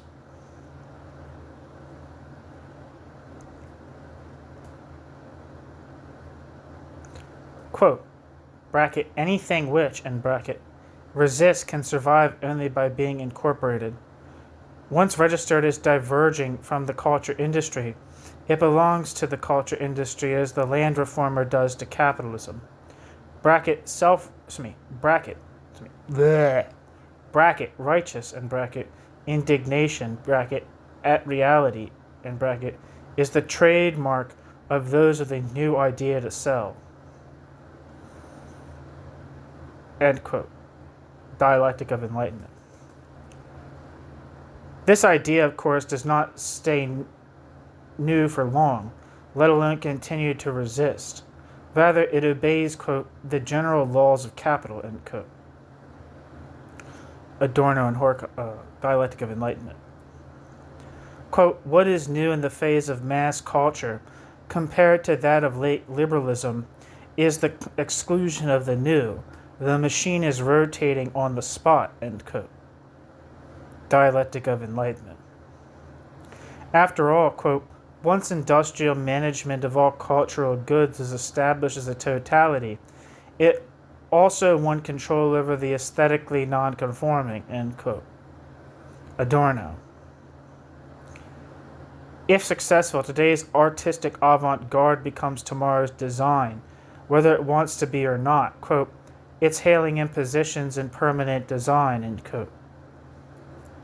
Kapilsky. The banalization of this prognosis owes to a culture industry which fabricates fashions in the same manner in which the fashion industry fabricates clothing. If the commodity is sold, a new commodity must be produced. Because it is sold constantly, it must be produced anew just as constantly. Culture is manufactured under the primacy of capitalism, which stipulates that everything be available in abundance and that everything be desired and hence acquired and consumed for the purpose of turnover and economic growth. When what was once regarded as art became valorized economically, all cultural expressions conformed to the market and the market's demands. If autonomous artwork also existed as commodities in early capitalism, they only did so in circulation, whereas under the totality of the capital relation, cultural commodities are already produced as commodities. The recipient of autonomous artworks could give himself over to these objects, which is to say he could, quote, do justice to the object's qualitative moments, end quote. Adorno. In contrast, Adorno claims, quote, since the beginning of the industrial era, an art has been in vogue which is adept at promoting the right attitudes and which has entered into alliance with reification insofar as it proffers precisely for a disenchanted world, for the realm of the prosaic and even the banalsic, a poetry of its own nourished upon the work ethic, end quote. Adorno. Having come to be manufactured in a mode of production involving the division of labor, the autonomy of the artificial degrades because it no longer exhibits the autonomous features of an artistically engaged subject, a, quote, social agent, end quote, who objectifies his experience in the artwork. Quote, a reproducing collective is generally not able to convey, quote, subjective experience, end quote. Couch. After all, quote, what falls victim to the elimination process is not just individual randomness, but also everything that only the thinking individual has by way of objective insight, end quote. Adorno. The degradation of the artwork's autonomy results in an obliteration of the, quote, qualitative element, end quote, which Adorno defined as the artwork's use value, the, quote, essence, end quote, of art. From the perspective of the theory of the economy, the elimination of the qualitative leads Adorno to a problem which would later become acute in negative dialectics, namely the question of the relationship between use value as a qualitative phenomenon and exchange value as a quantitative phenomenon. In Dialectic of Enlightenment, this problem of use value, aptly described by Cornelia Hoffner as, quote, the fetishism of use value, end quote, is only made explicit in a few passages. One such passage occurs in a discussion of cultural goods in the culture industry chapter, when Adorno writes that, quote, in the 19th century or early 20th century, use value was not dragged along as a mere appendage by exchange value, but was developed as a precondition of the latter, to the social benefit of works of art, end quote. Dialectic of Enlightenment. Here, it again becomes evident that Adorno does not conceive of both use value and exchange value as strictly economic categories, something for which Hans Mayer had already criticized Adorno, but rather one-sidedly views use value as a precondition for exchange value.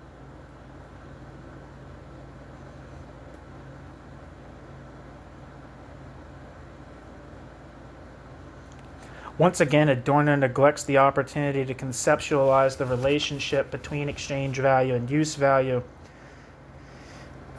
in a decisively dialectical manner, and once again, as he had already done in his, quote, fetish character, end quote, essay, with regard to music specifically, and which he now does with regard to art in general, he insists upon the, quote, possibility of a, quote, paradoxical commodity, so completely subject to the law of exchange that it is no longer exchanged, end quote. A commodity so, quote, blindly equated with use that it can no longer be used, end quote. Dialectic of enlightenment. It is Adorno's intention to ascribe to culture, and especially art, a role which would enable it, in spite of its status as an element of capitalist totality, to preserve a redemptive aspect external to capitalism. In order to do so, Adorno needs to appeal to cultural commodities' appearance of immediacy, which Adorno sees as simultaneously untrue and true. The fact that the culture industry, quote, reduces, end quote, the culture industry's products to the, quote, mere promise, end quote, of enjoyment through advertising is abundantly clear. Yet this does not permit the conclusion that use value, quote, is being replaced in the reception of cultural assets by exchange value, end quote. That, quote, enjoyment is giving way to being there and being in the know, connoisseurship by enhanced prestige, end quote, as is claimed in the first edition of Dialectic of Enlightenment. Likely suspecting the inadmissibility of equating use value with the way in which a commodity is used, Adorno and Horkheimer modify the first part of this sentence in the 1947 version, incorporating a more cautious phrasing, quote, what might be called use value in the reception of cultural assets is being replaced by exchange value. Enjoyment is giving way to being there and being in the know, connoisseurship by enhanced prestige, end quote.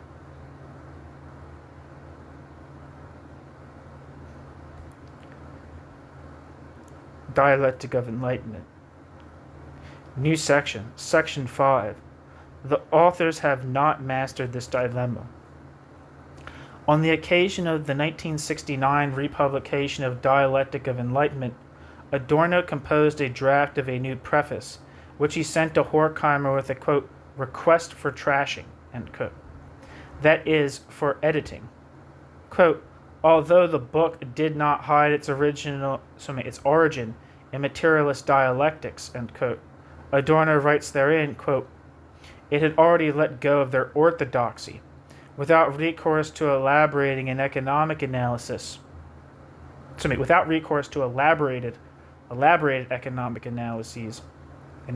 plural, which would be necessary in many places. The concept of domination was used, a heresy against Engels' polemic in Anti-Düring, end quote. Adorno. In Anti-Düring, Engels polemicized against Eugen Düring's idea that a theory of society could be based solely on the categories of domination and violence.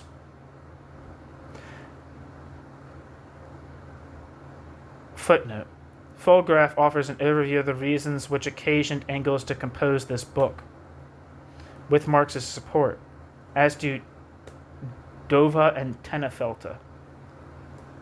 End footnote. For Engels, domination is the result of economic relations.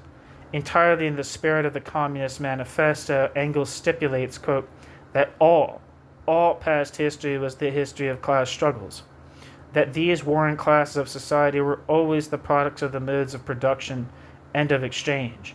In a word, of the economic conditions of their time, that the economic structure of society always furnishes the real basis, starting from which we can alone work out the ultimate explanation of the whole superstructure of juridical and political institutions, as well as the religious, philosophical, and other ideas of a given historical period, end quote.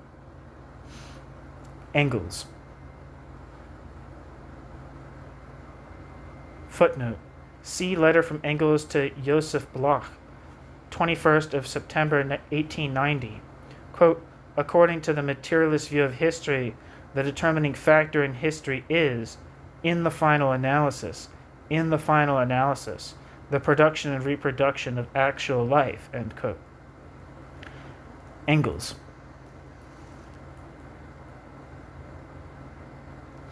In contrast, Adorno insists that the question of domination be addressed on its own terms. Quote, it would seem to me that the revival of the category of domination, which notoriously stands in sharp opposition to Engels' anti-Düring, goes back to Dialectic of Enlightenment by Horkheimer and myself. Yet theory did not merely regress, in spite of accusations occasionally made against us. Rather, this revival expresses something very real and serious. ... The tendency, and I explicitly mean tendency, for contemporary society, if contemporary society's political forms are compelled to radically follow the economic forms, to head directly, in a word, towards meta-economic forms, forms which are no longer defined according to the classical mechanism of exchange. The existence of such tendencies should not be particularly controversial among us, yet this means the concept of domination gains a new preponderance with respect to purely economic processes. Structurally, an imminent socioeconomic movement seems to produce or reveal forms which in turn emerge from the determinative context of pure economy and pure immanent social dialectics. To a better extent, these forms become independent and in no way for the better, end quote. Adorno. In his draft for the preface to the new edition of Dialectic of Enlightenment, Adorno elaborates, quote, the deviation from purely economic thinking nevertheless has an economic reason. The object of Marxian political economy was liberalism as reality and ideology.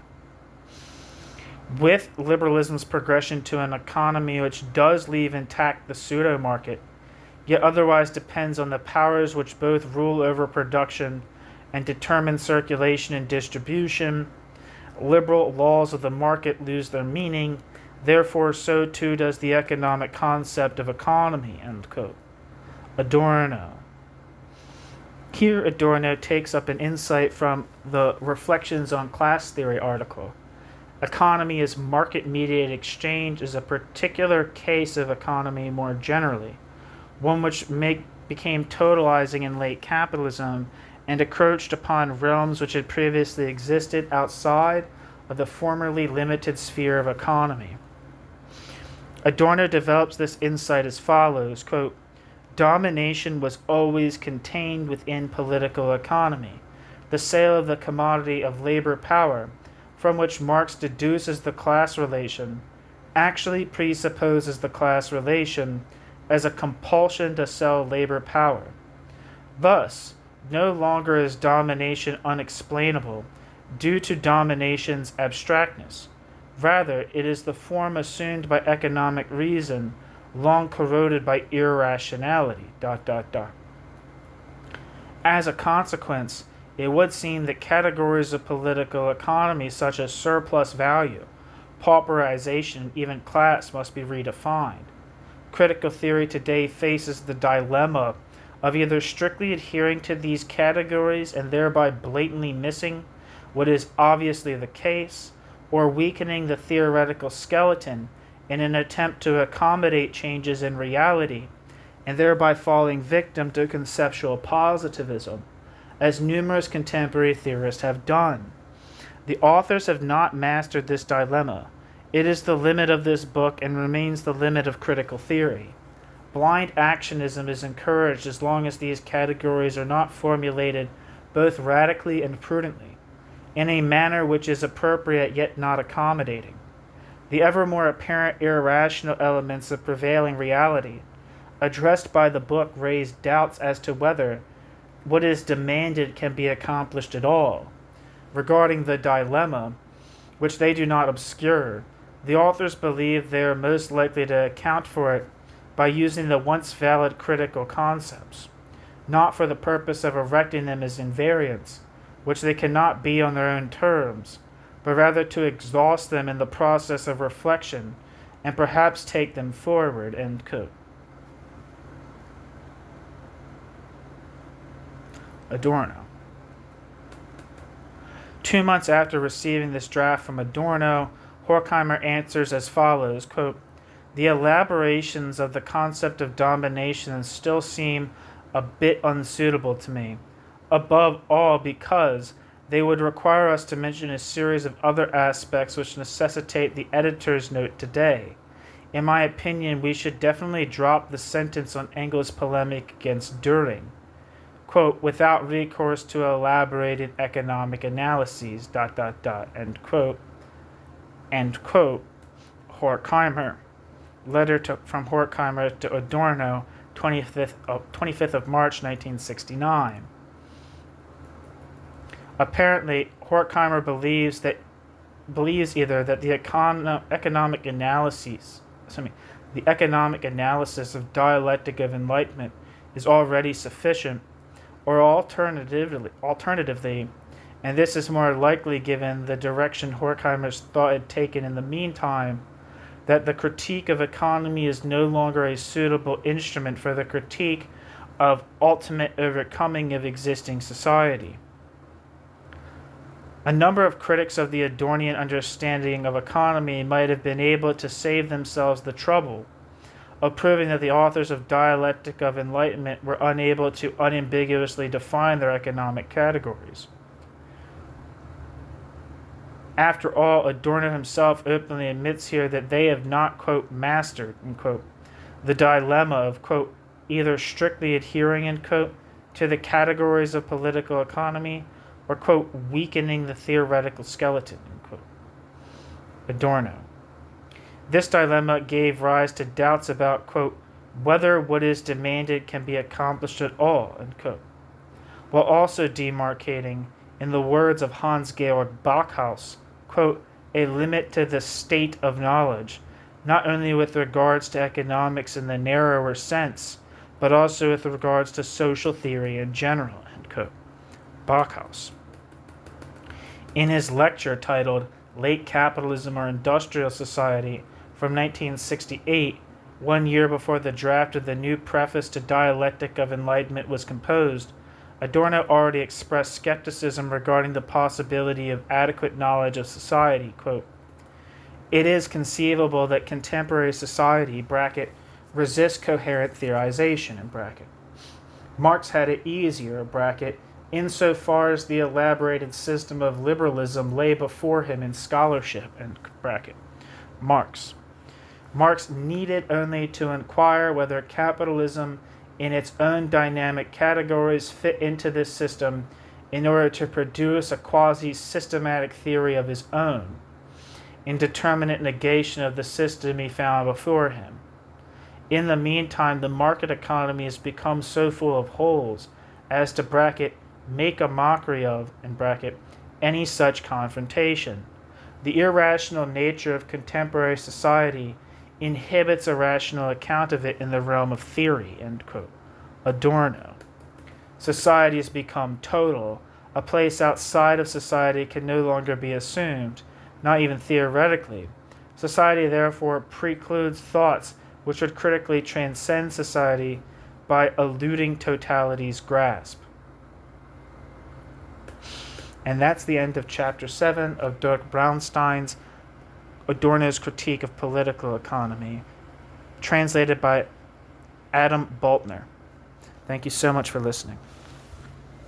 Chapter 8, the next chapter, is titled Garbage.